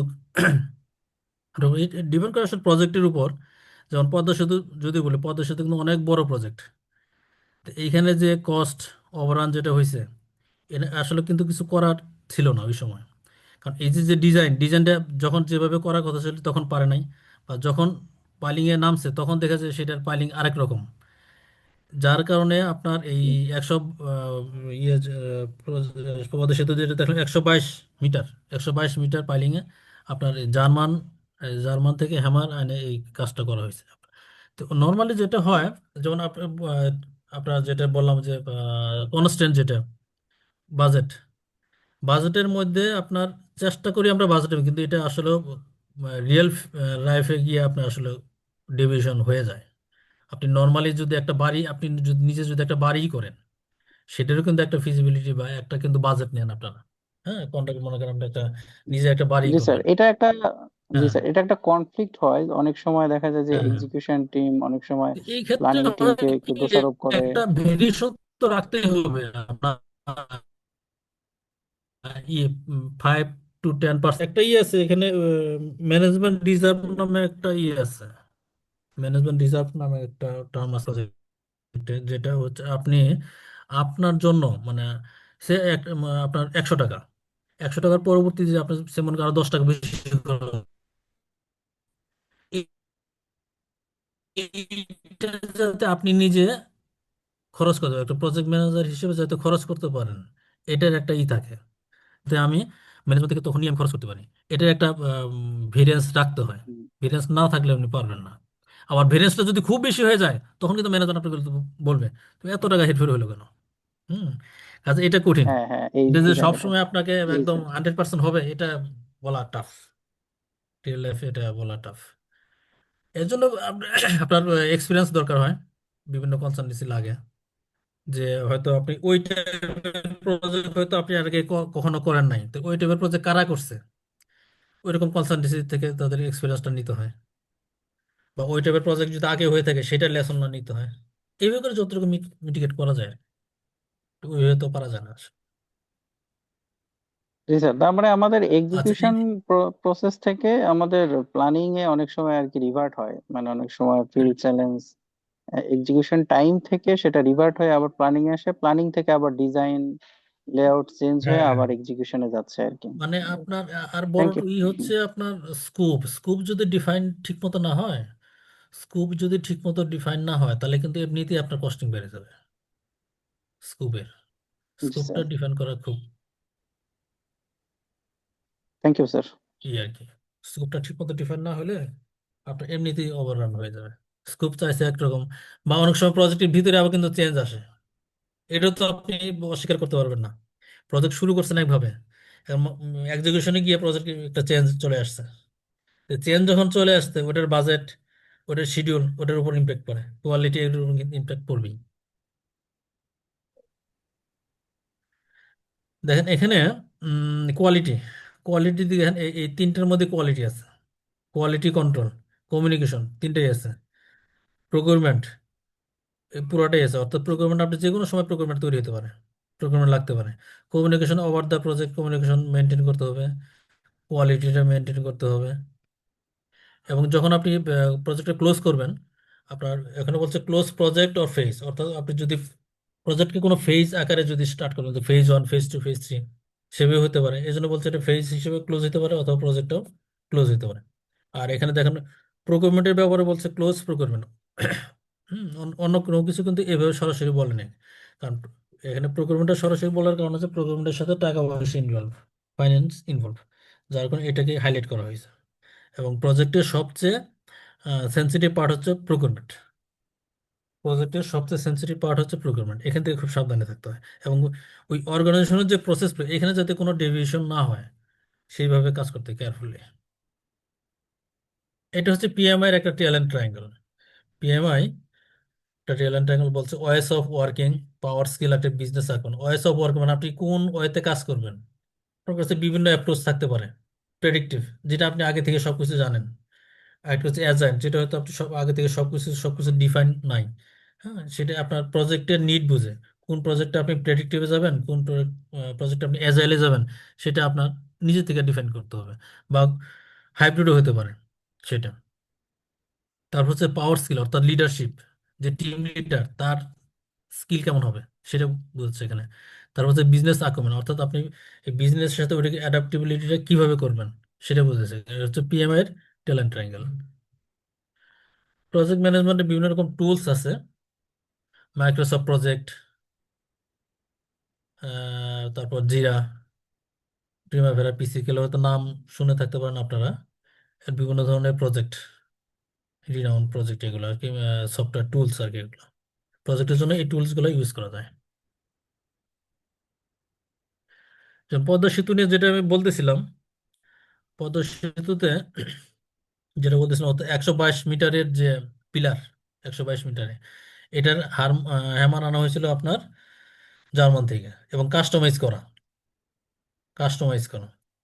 এবং এই পদ্মা সেতুতে পানির যে স্রোত, বিশেষ করে বলতে এখানে মাওয়া পয়েন্টে 1,40,000 ঘনফুট পার সেকেন্ডে, 1,40,000 ঘনফুট এর স্রোত। তাহলে এবং এটা বলছে second ranking only after the river Amazon, অ্যামাজনের পরেই তার র্যাঙ্কিং। তো এটা কিন্তু অনেক চ্যালেঞ্জিং এর বিষয় ছিল পদ্মা সেতুটা। তারপর আমাদের কর্ণফুলী টানেলের ক্ষেত্রে কিন্তু বেশ কিছু প্রবলেম পাওয়া গেছিল। এটা যখন আপনার তৈরি হয় আপনার দুই সাইডে, অর্থাৎ আপনার এই ট্রাফিক সাইডগুলোতে যেভাবে ম্যানেজ করার কথা সেভাবে ম্যানেজ করতে হবে, আবার রিডিজাইন করতে হয়েছে। মগবাজার ফ্লাইওভার, তারপর আমাদের গাজীপুরে যে বাস র্যাপিড, এগুলো বিভিন্ন সময় বিভিন্নভাবে রিডিজাইন করা হয়েছে। ফিজিবিলিটি স্টাডিটা তখন ওইভাবে হয় নাই। আচ্ছা, এখন আমরা কোর্স আউটলাইন দেখবো সরাসরি। আমরা পিএমপি কোর্সের জন্য আপনার তিন ধরনের অ্যাপ্রোচ থাকে। পিএমপি কোর্সের জন্য তিন ধরনের অ্যাপ্রোচ থাকে। একটা হচ্ছে প্রেডিক্টিভ, একটা হচ্ছে অ্যাজাইল, একটা হাইব্রিড। প্রেডিক্টিভটাকে বলে ওয়াটারফল মডেল। অর্থাৎ এখানে প্রেডিক্টিভ বলতে আপনার মানে আপনার আগে থেকে আপনি প্রেডিক্ট করতে পারতেছেন। সে আপনি ছোট একটা ব্রিজ তৈরি করবেন, যেখানে আপনি সবকিছু জানা আছে আপনার। টাইম, কস্ট, স্কোপ সবকিছু ডিফাইন, একদম ডিফাইন, কোনো চেঞ্জ আর আসার সুযোগ নেই। সেক্ষেত্রে হচ্ছে প্রেডিক্টিভ। আপনি আগে থেকেই সব ডিফাইন করতে পারতেছেন। এজেলের ক্ষেত্রে বিভিন্ন রকম বিভিন্ন চেঞ্জ আসতে পারে, এটা আপনাকে মেনে নিতে হবে। চেঞ্জ আসে, বিশেষ করে সফটওয়্যার ইন্ডাস্ট্রিতে এটা হয়। কোনো একটা সফটওয়্যার ডেলিভারি যখন সফটওয়্যার যখন রেডি করেন, ডেভেলপ করেন, তখন বিভিন্ন রকম এই চেঞ্জগুলো আসে। তো এজাইলটা বেশিরভাগ ইউজ হয় আপনার সফটওয়্যার ফার্মে, সফটওয়্যার ইন্ডাস্ট্রিগুলোতে। একটা হচ্ছে হাইব্রিড। হাইব্রিড আপনার মনে করেন আপনার যদি পদ্মা সেতু বা অন্যান্য সেতুর কথা তুলি, এখানে যে টুলস, আপনার টিকেটিং সিস্টেম যেটা আছে, বুথের যে টিকেটিং সিস্টেম, এটা কিন্তু আপনার অ্যাজাইলের মধ্যে পড়ে। অর্থাৎ এখানেও কিন্তু আপনার হাইব্রিড, অর্থাৎ প্রেডিক্টিভ এবং অ্যাজাইল দুইটা মিলেই কাজ করে থাকে। আচ্ছা, এই ছবিটা কি আমরা দেখতে পাচ্ছেন? হ্যালো, হ্যাঁ, দেখতে জি স্যার, পাচ্ছি। দেখতে পাচ্ছি। জি, জি দেখা যাচ্ছে। রেসপন্স করবেন কাইন্ডলি। আচ্ছা, এটার সাথে কোনো মানে উপরের সাথে নিচেটা কোনো ডিফারেন্স একটু দেখেন তো।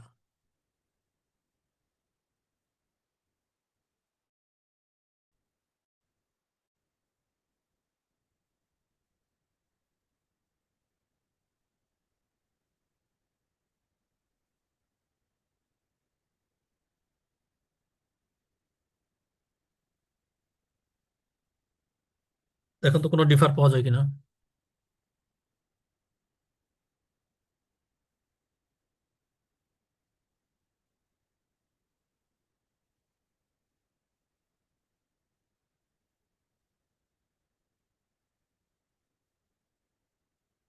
কিছু কি শেয়ার করবেন?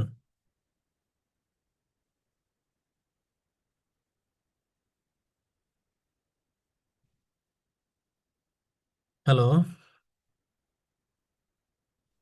আচ্ছা আমি বলি। জি, আসসালামু আলাইকুম। প্রথমত দেখেন পিকচারটা খেয়াল করুন। জি, ওয়ালাইকুম আসসালাম।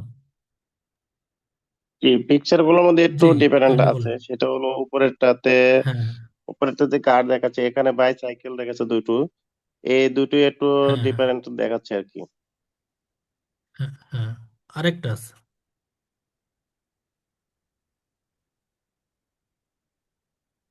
এখানে চেহারাগুলো দেখছেন, চেহারার এটা কি,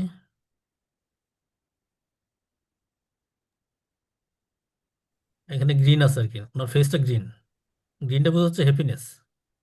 ওনার হ্যাপিনেসটা এই এটা যদি একটা কাস্টমার ধরে নেই, কাস্টমার হ্যাপিনেস আসছে এখানে, আর কাস্টমার হ্যাপিনেসটা আসছে এখানে আগে। এটুকু বুঝতে পারছি আমি। এটাকে যদি একটা কাস্টমার ধরে নেই, কাস্টমার হ্যাপিনেসটা এখানে আসছে লাস্ট, একদম লাস্ট স্টেজে, আর কাস্টমারের হ্যাপিনেসটা আসছে এখানে। তো এখন এটাই হচ্ছে আপনার প্রেডিক্টিভ এবং অ্যাজাইলের পার্থক্য। মানে আহ, মনে করেন মনে করেন আপনি কোনো একটা নতুন একটা জবে জয়েন করেছেন।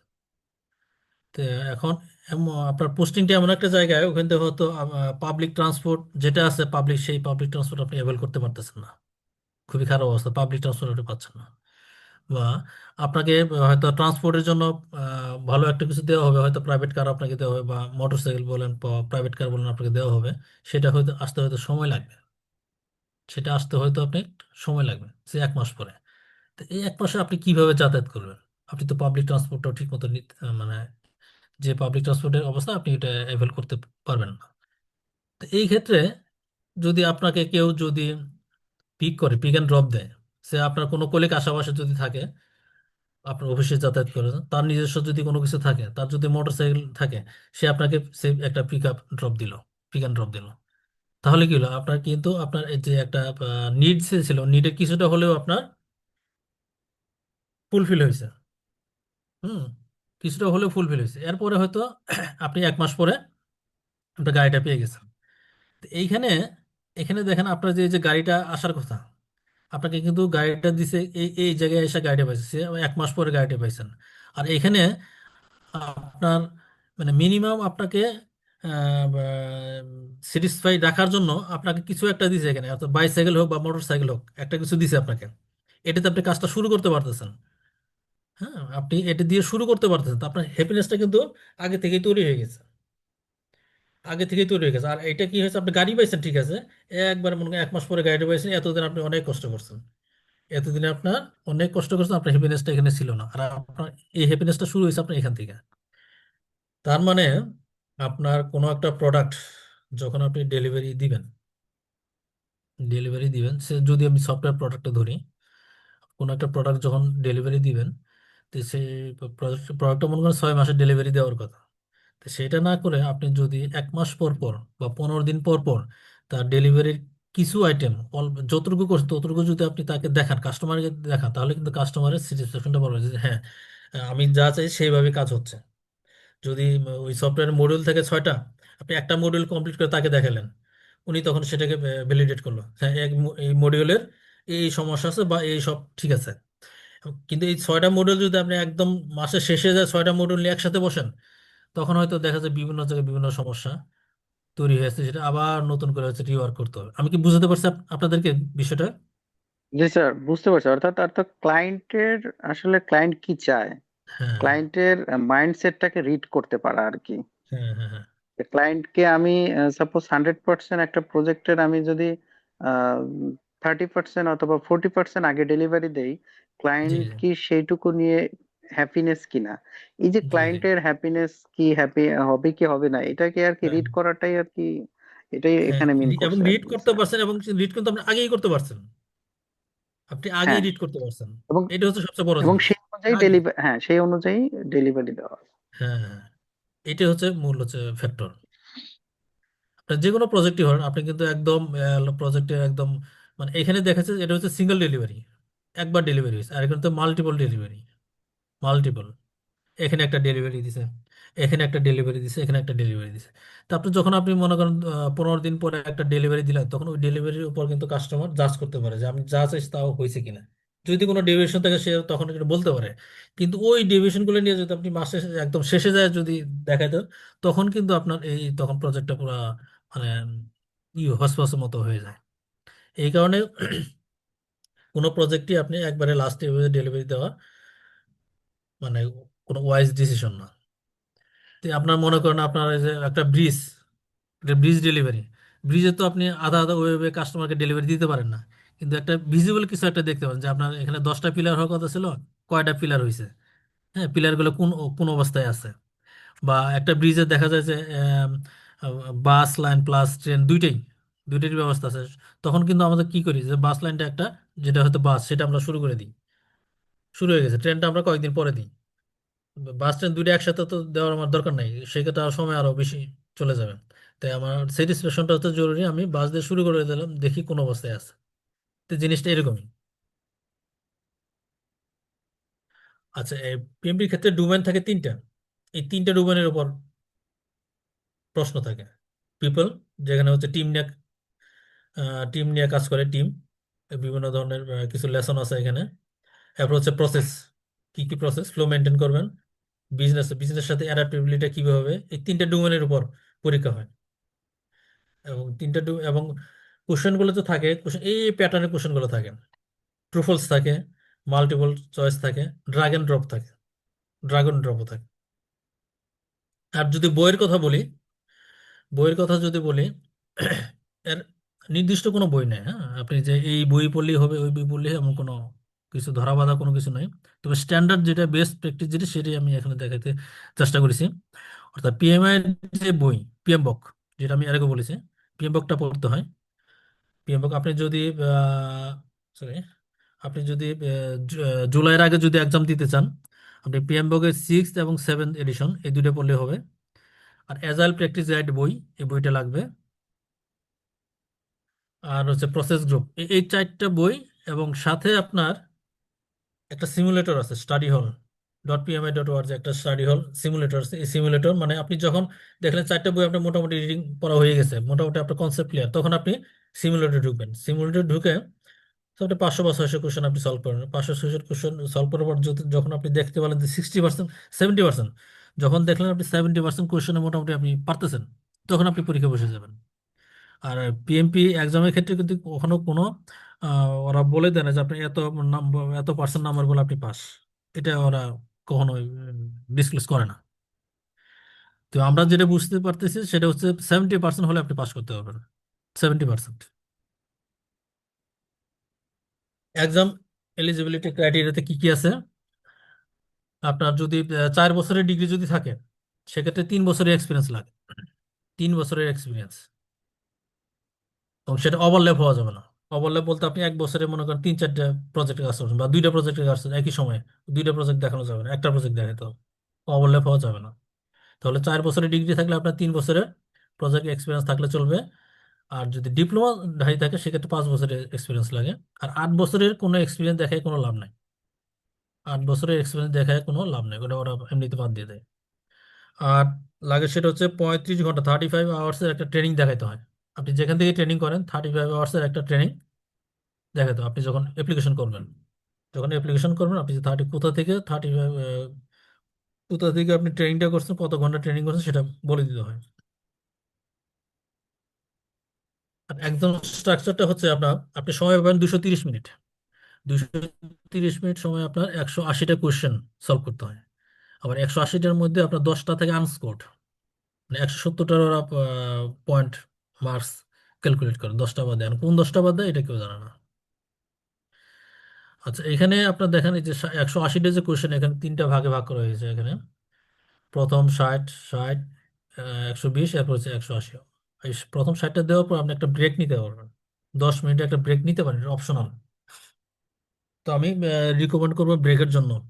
আমি যখন পরে গিয়েছিলাম আমি ব্রেক নিয়েছিলাম।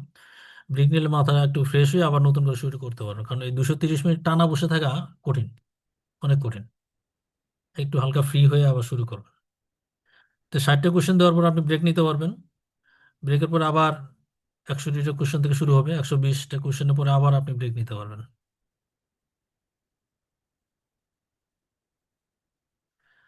আচ্ছা, এখন এইটাকে যদি আমরা টাইম ম্যানেজমেন্টের ক্ষেত্রে যদি আমরা একটু ব্রেকডাউন করি, এটা আসলে তো পরীক্ষা হলে কি হয়, পরীক্ষা হলে আপনার এই যে 230 মিনিট সময় কাউন্টডাউন শুরু হয় কিন্তু 230 মিনিট থেকে, জিরো থেকে না, যে জিরো থেকে গিয়ে গিয়ে 230 গিয়ে শেষ হবে সেটা না।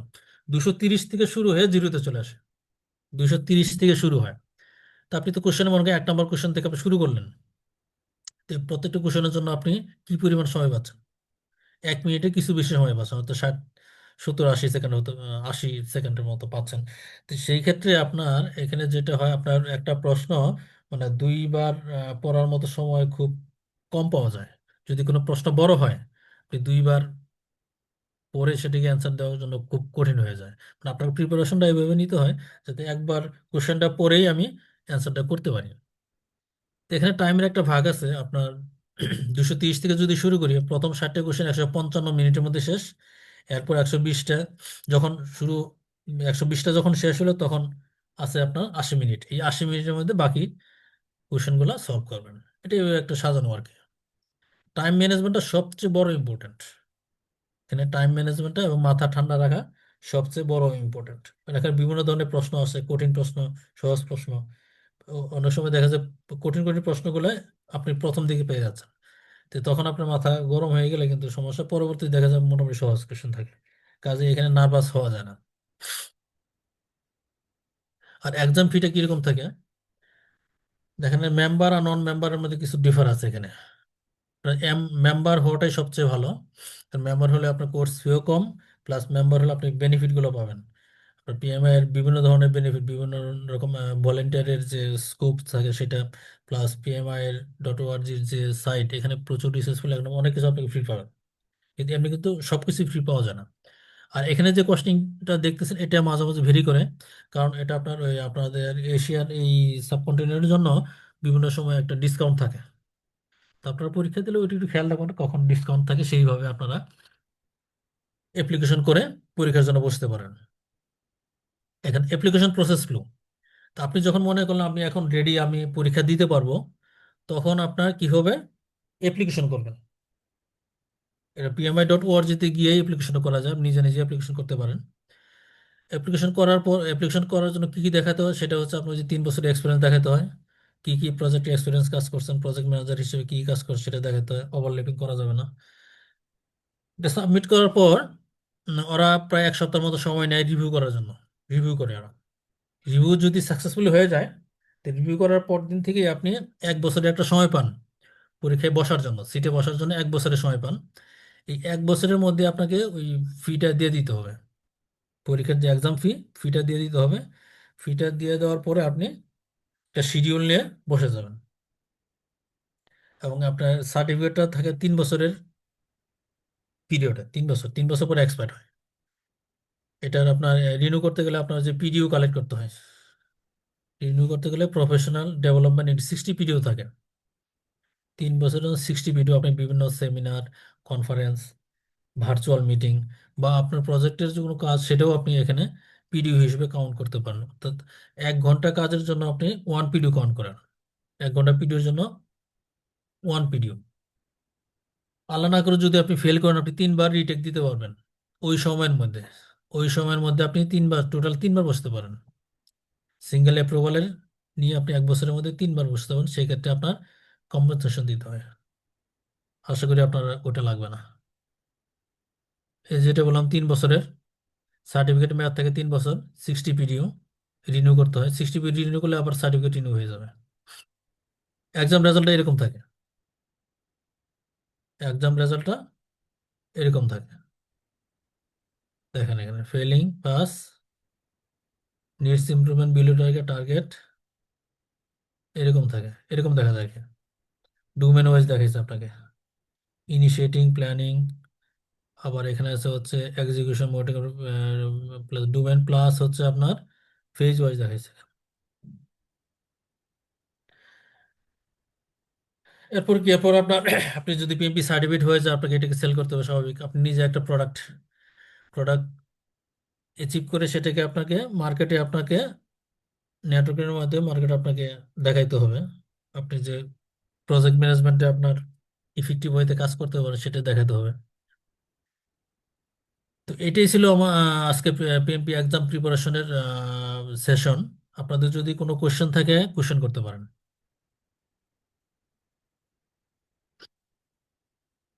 Hello, hello. হ্যাঁ স্যার, শোনা যাচ্ছে। আহ আপনাদের কারো যদি কোনো কোশ্চেন থাকে, আমি ফর্মালি শেষ করে দিয়েছি স্যার আর কি। হ্যাঁ, ফর্মালি শেষ করে দিয়েছি, আপনাদের কোনো কোশ্চেন স্যার থাকলে আমাকে বলতে পারেন। এক্সামের এক্সামের জন্য কি কোনো স্পেশাল কোনো কোশ্চেন কিংবা কোনো ইনস্ট্রাকশন কি থাকে? আচ্ছা, যদি একটু বলতেন। আচ্ছা বলেন।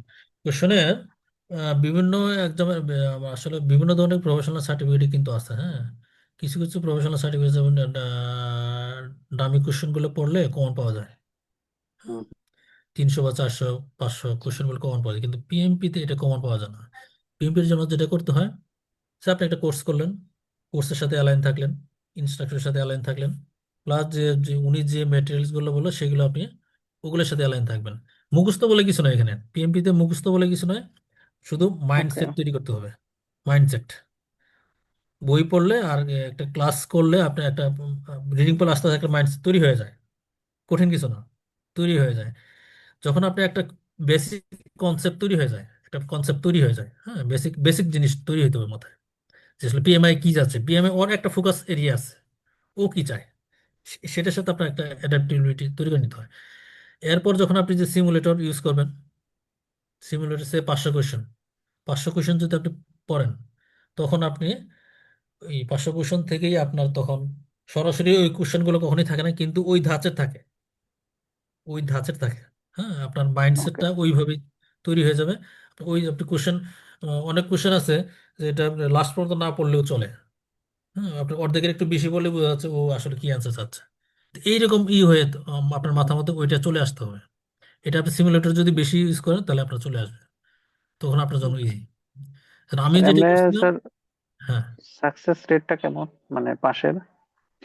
সাকসেসের বাংলাদেশে আলহামদুলিল্লাহ ভালো, ভালো, ভালো।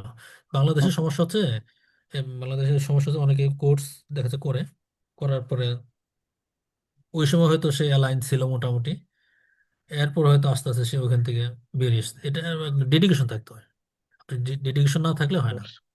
আপনি যদি অ্যালাইন থাকেন, ডেডিকেশন থাকলে তাহলে এটা কঠিন, কঠিন কিছু না। আপনি যদি একবার গ্যাপ পড়ে যায়, আপনি যদি চিন্তা করেন যে আমি কোর্স করলাম, আমি 5 মাস পরে পরীক্ষা দেবো, এটা হবে না। 5 মাস চিন্তা করলে, 6 মাস চিন্তা করলে, 1 বছর চিন্তা করলে এটা সাথে কখনোই সাথে হ্যাঁ, সাথে সাথে দিতে হবে। এটা হলো মূল কথা, সাথে সাথে দিয়ে দিতে হবে। আপনি যেখানে কোর্স করেন, ট্রেনিং করেন, করে আপনার চিন্তা রাখবে 1 থেকে 1.5 মাসের মধ্যে দিয়ে দেবো। আপনি ওই মেন্টরের সাথে টোটাল লেগে থাকেন। কস্টিংটা, স্যার টোটাল কস্টিংটা দেখাচ্ছেন $544। হুম, হুম, এটাই তো হুম, নাকি ফাইনাল? হুম, হুম। এটা এটা আপনার এটা হায়েস্ট, হ্যাঁ এটা হায়েস্ট। এটা ডিসকাউন্ট ছাড়াই, কিছু কিছু ক্ষেত্রে ডিসকাউন্ট থাকে, বিভিন্ন সময় ডিসকাউন্ট থাকে, 30%, 30% একটা ডিসকাউন্টের একটা, অনেক সময় ডিসকাউন্ট থাকে। তারপরে ওই দিকটা একটু খেয়াল রাখতে হয়, কখন ডিসকাউন্ট, কখন কি কি থাকে, সেইভাবে আপনাকে দিতে হয় আর কি। আমাদের সময় আমরা একটা ডিসকাউন্ট পেয়েছিলাম, থ্যাংক ইউ স্যার। দিয়েছিলাম 2022 সালে দিয়েছিলাম। স্যার আমি সিএসএল থেকে বলছিলাম, আমাদের এখানে যদি কেউ কোর্সে এনরোল করে সেক্ষেত্রে তাদেরকে হচ্ছে $100 ডিসকাউন্ট দেওয়া হবে সিএসএল এর আচ্ছা, উপর। আচ্ছা, আচ্ছা। তো ভালো অফার, হ্যাঁ, ভালো অফার। আহ, আচ্ছা ভাই, সিমুলেটর ইউজার ক্ষেত্রে কি কোনো ইয়ে আছে, আলাদা করে কোনো চার্জ বা কোনো ধরনের রেস্ট্রিকশন বা কোনো ধরনের ক্রাইটেরিয়া আছে, নাকি এনি সিমুলেটর, টাইম ইউজ করতে পারে? সিমুলেটর এখন যেটা হয়েছে, সিমুলেটর একটা চার্জ তো অবশ্যই আছে। এখন এই চার্জটা আপনারা করতে পারেন আপনার গ্রুপ ওয়াইজ। আমরা যেটা বেশিরভাগই করছি আর কি, আমরা যারা গ্রুপে ছিলাম, গ্রুপে সবাই মিলে ইউজ করতাম, গ্রুপে সবাই মিলে ইউজ করতাম। একটু চার্জ ছাড়া পাবেন না, হ্যাঁ। যদি আপনার নিজেরা নিতে চান, হয়তো 4-5 জন গ্রুপ মিলে একটা নিতে পারেন, সেক্ষেত্রে কষ্ট একদম কমে চলে আসবে। আর সিএসএল থেকে কোন ব্যবস্থা করবে কিনা আমি জানি না। আপনার কি কোনো সিমুলেটর ব্যবস্থা করতে পারেন কি সিএসএল থেকে? হ্যালো, হ্যালো, ভাইয়া শুনতে পাচ্ছি, সিএসএল থেকে শুনতে পাচ্ছেন ভাইয়া? হ্যালো,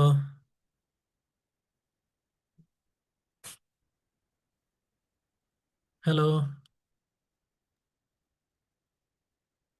হ্যাঁ, আমরা শুনতে পাচ্ছি তো স্যার। হ্যাঁ, সিএসএল থেকে শুনতে পাচ্ছেন? সিএসএল থেকে শুনতে পাচ্ছেন ভাইয়া? আচ্ছা ভাই, মনে মিউট করা। হ্যাঁ, আরেকটা কোয়েশ্চেন ছিল, হ্যাঁ, বলেন। পিডিউর ব্যাপারটা যদি কাইন্ডলি একটু আরেকবার বলতেন, হ্যাঁ, জাস্ট একটু আপনার পরিচয় করার জন্য। সার্টিফিকেটের মেয়াদ হচ্ছে 3 বছর, জি। 3 বছর পর পর রিনিউ হয়। পিডিও হচ্ছে professional development unit, 60 PDO, 60 PDO. অর্থাৎ এটা কোনো কঠিন কিছু না, সেটা হচ্ছে আপনার বিভিন্ন ধরনের প্রজেক্ট ম্যানেজমেন্ট রিলেটেড বিভিন্ন ধরনের সেমিনার হয়, সেমিনার, কনফারেন্স, অনলাইনে হতে পারে, ফিজিক্যালি হতে পারে, বা আপনি কোনো ভলান্টিয়ারের সাথে এঙ্গেজ থাকতে পারেন। জি। বাংলাদেশ পিএমআই, বাংলাদেশে আপনার বিভিন্ন সময় যে প্রোগ্রামগুলো অ্যারেঞ্জ হয়, এটা হয়তো জানা থাকতে পারেন। বিভিন্ন বছরে 2-1টা প্রোগ্রাম হয়, এখানে ভলান্টিয়ার করার সুযোগ থাকে। তো এখান থেকেও আপনি পিডিও আর্ন করতে পারেন। আপনার 1 ঘন্টার জন্য একটা পিডিও পাবেন। আপনি যদি অনলাইনে কোনো একটা পিএমআই এর সাইটেও ওদের কিছু টুলস আছে, ডকুমেন্ট আছে, ভিডিও ডকুমেন্ট আছে, ওগুলো যদি আপনি পড়েন, ওখান থেকেও আপনার পিডিও অন হয়। পিডিও অন করার বিভিন্ন রকম সুযোগ আছে। তো আপনি যদি মোটামুটি একটু লেগে থাকেন, 1 বছরের মধ্যে 60 পিডিও অন করা সম্ভব, এটা কঠিন কিছু না। আচ্ছা আচ্ছা। আর এক্সাম প্রিপারেশনের ক্ষেত্রে যে এক্সপিরিয়েন্স দেখাইতে হয়, সেখানে কি কোনো ক্রাইটেরিয়া আছে বা কোনো ধরনের স্ট্রাকচার থাকে, বা সেখানে কি আপনারা কোনো হেল্প করেন? হ্যাঁ, হ্যাঁ, অবশ্যই, অবশ্যই হেল্প তো অবশ্যই। এটা যেমন আমি আমি যখন অ্যাপ্লাই করছি, তখন আমি কয়েকটা আগের কয়েকটা অ্যাপ্লিকেশন ফলো করছিলাম আর কি। মানে 2-3টে অ্যাপ্লিকেশন দেখলে আপনার জন্য সুবিধা হয়। তো এখানে অ্যাপ্লিকেশনটা আপনি যখন করেন, তখন আপনাকে দেখাতে হবে আপনি মানে প্রজেক্টের রোল প্লে করতেছেন, টিম লিডারের রোল প্লে করতে, এইভাবে একটু লিখতে হয়। আপনি যদিও মনে করেন প্রজেক্টের অ্যাসিস্ট্যান্ট হিসেবে আছেন, কিন্তু আপনাকে একটু এইভাবে দেখাতে হয় আর কি। আপনি একটা রোল প্লে করতেছেন টিম লিডারের, আচ্ছা সেভাবে আচ্ছা। লেখাটা ওইভাবে লিখতে হয়। আর আপনি যখন অ্যাপ্লাই করেন, ওরা কিছু কিছু ক্ষেত্রে করে, কিছু কিছু ক্ষেত্রে যে রিভিউ করার পরে কিছু হয়তো ডকুমেন্ট চায়, আবার চায় না, এটা ঠিক নেই আর কি। হয়তো বা দেখা যায় 100টার ক্ষেত্রে 10টার ক্ষেত্রে হয়তো কোনো ডকুমেন্ট চাইলো, যে আপনি যে প্রজেক্ট কাজ করছেন কিছু ডকুমেন্ট দেখান। তা আমার ক্ষেত্রে চাই নাই। এরকমই থেকে কাজে আপনার লেখার সময় আবার ওইভাবেই লিখবেন, আহামরি কিছু দিবেন না, যাতে আবার ডকুমেন্ট চলে যাতে আপনি দিতে না পারেন। এক্ষেত্রে আমরা হেল্প করবো। আচ্ছা আচ্ছা আচ্ছা।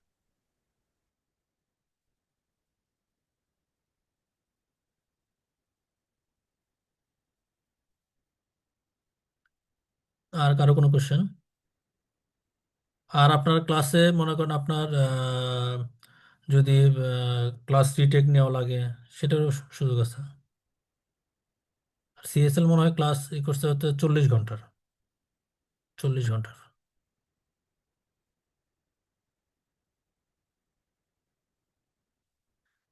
স্ক্রিনটা অফ করে, হ্যাঁ, স্ক্রিনশটটা বন্ধ করে। স্যার আমি বলি, নর্মালি আমাদের এখানে হচ্ছে হ্যাঁ, একটু কোর্স বলেন। ডিউরেশন দেওয়া আছে 40 আওয়ার্স এর। আর আমাদের এই দেশটা হচ্ছে আপনার টোটালি হচ্ছে 1 বছর ফ্রি রিপিট ফেসিলিটি দেওয়া হয়।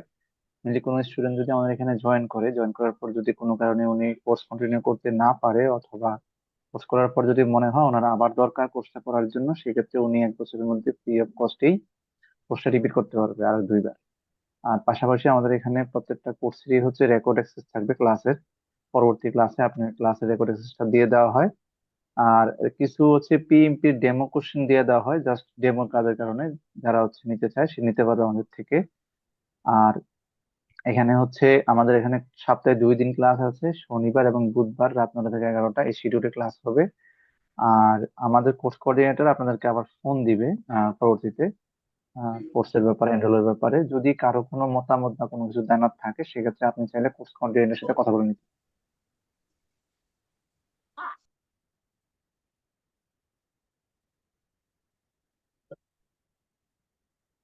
জি, আরো যদি কারো কোনো কোশ্চেন না থাকে সেক্ষেত্রে হয়তো আমরা শেষ করতে পারি।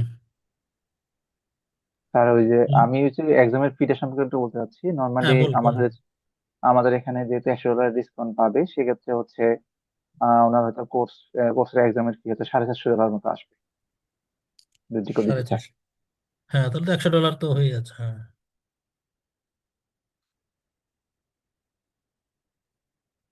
কোর্স বিষয়ে কারো যদি কোনো কোশ্চেন থাকে আমাকে করতে পারবেন, হ্যাঁ, অথবা হ্যাঁ। আমাদের কোঅর্ডিনেটর ফোন দিবে, ওনার সাথে কথা বলে নিতে পারবেন পার্সোনালি। হ্যাঁ, আপনার তো কোর্স রিলেটেড, কোর্স রিলেটেড নিয়েও কোনো কোশ্চেন থাকলে বলতে হবে। কোর্স ফিতে ইএমআই ব্যাপারটা উল্লেখ করা আছে, এটা কি কোর্স ফির ক্ষেত্রেই? জি, মানে একটু কোর্স ফির ক্ষেত্রে ইএমআই টা আছে। আপনি যদি এক্সাম দিতে চান সেক্ষেত্রে এটা আলাদা বিষয়, আমাদের একদিনের সাথে কথা বলতে হবে। তবে কোর্স ফিতে আপনি ক্রেডিট কার্ডের মাধ্যমে ইএমআই করতে পারবেন 3 মাস, 6 মাস এবং 9 মাস, এরকম করে। আমাদের 21টা ব্যাংকের ক্রেডিট কার্ড ইএমআই সুবিধা আছে। উইথ ইন্টারেস্ট না উইদাউট ইন্টারেস্ট? আমাদেরটা মেইনলি কি? হচ্ছে এসএসএল পেমেন্ট গেটওয়ের মাধ্যমে হয়, সেক্ষেত্রে হচ্ছে একটা ইএমআই চার্জ দিতে হয়। আচ্ছা আচ্ছা।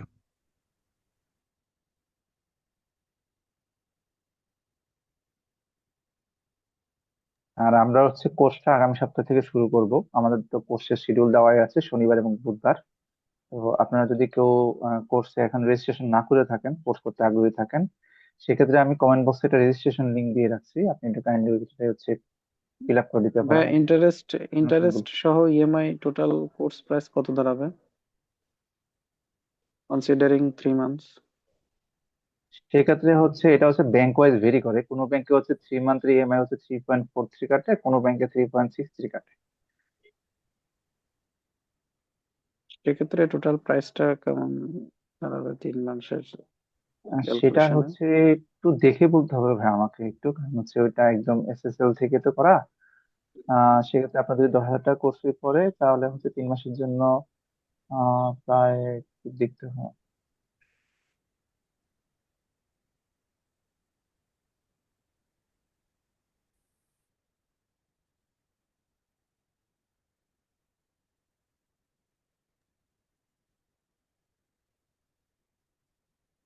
আর আপনারা যদি পিএমপি এক্সাম দিতেই চান, ওটা একটু খেয়াল রাখবেন, কারণ আপনার সিলেবাস কিন্তু চেঞ্জ আসতেছে জুলাই থেকে।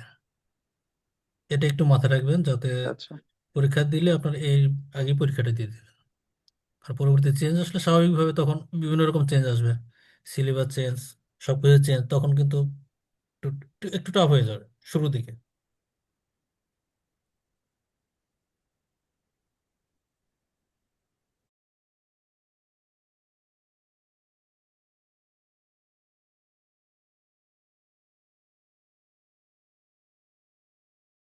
ভাই আমি ইএমআই টা চেক করে দেখেছি, ইএমআই চার্জটা হচ্ছে আপনার মোটামুটি 3.43 যদি ধরেন সেক্ষেত্রে আসবে হচ্ছে 1030 টাকার মতো টোটাল।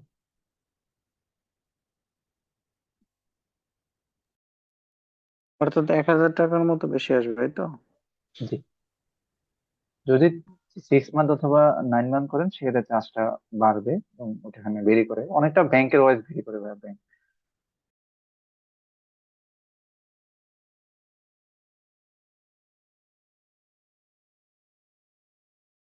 আপনাদের যদি আরো কোনো কোশ্চেন থাকে সেক্ষেত্রে করতে পারেন, অথবা আপনি চাইলে হচ্ছে আমাদের কোঅর্ডিনেটরের সাথে কন্ট্যাক্ট করে নিতে পারবেন। আমি কোঅর্ডিনেটরের নাম্বারও দিয়ে রাখছি আমাদের কমেন্ট বক্সে, সেখান থেকে আপনি কন্ট্যাক্ট করে নিতে পারবেন। পাশাপাশি ওনারা আপনাকে নকও দিবে, সেক্ষেত্রে হচ্ছে আপনি এখানে কথা বলে নিতে পারবেন কোর্স বিষয়ে বা কোর্স ফির চার বিষয়ে কোনো নয় কোশ্চেন হাজার থাকলে। 999 টাকা, এটা কি ফুল পেমেন্ট একসাথে করতে হবে?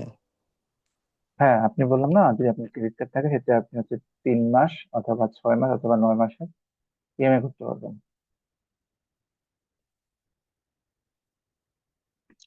আর পেমেন্ট বিষয়ে হচ্ছে আপনার কোঅর্ডিনেটরের সাথে আমি নাম্বার দিয়ে রাখছি, আপনার পেমেন্ট বিষয়ে কোনো প্রবলেম থাকলে ওনার সাথে কন্ট্যাক্ট করে নিতে পারবেন।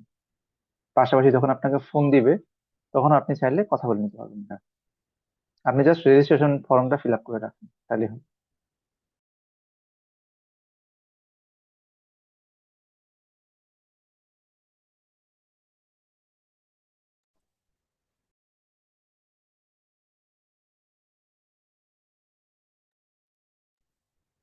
আর কার কোনো কোশ্চেন আছে ভাইয়া?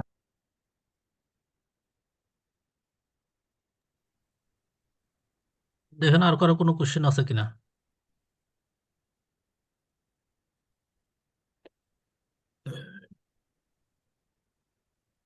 না, আপাতত নাই, ঠিক আছে, থ্যাংক ইউ।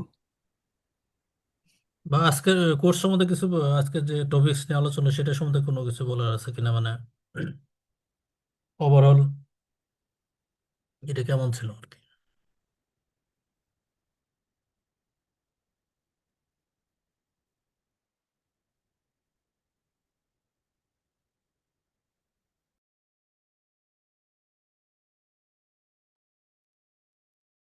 তাহলে ভাই মনে হয় শেষ করে দিতে পারি আজকে।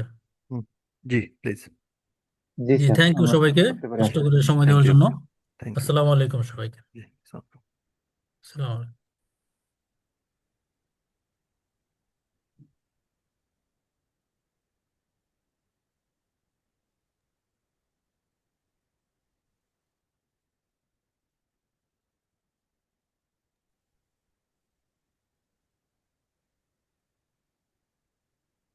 স্যার আপনার থেকে ইন ফর এভরিওয়ান করে দেন তাহলে হবে। আমি করে দিলাম, করে দিচ্ছি।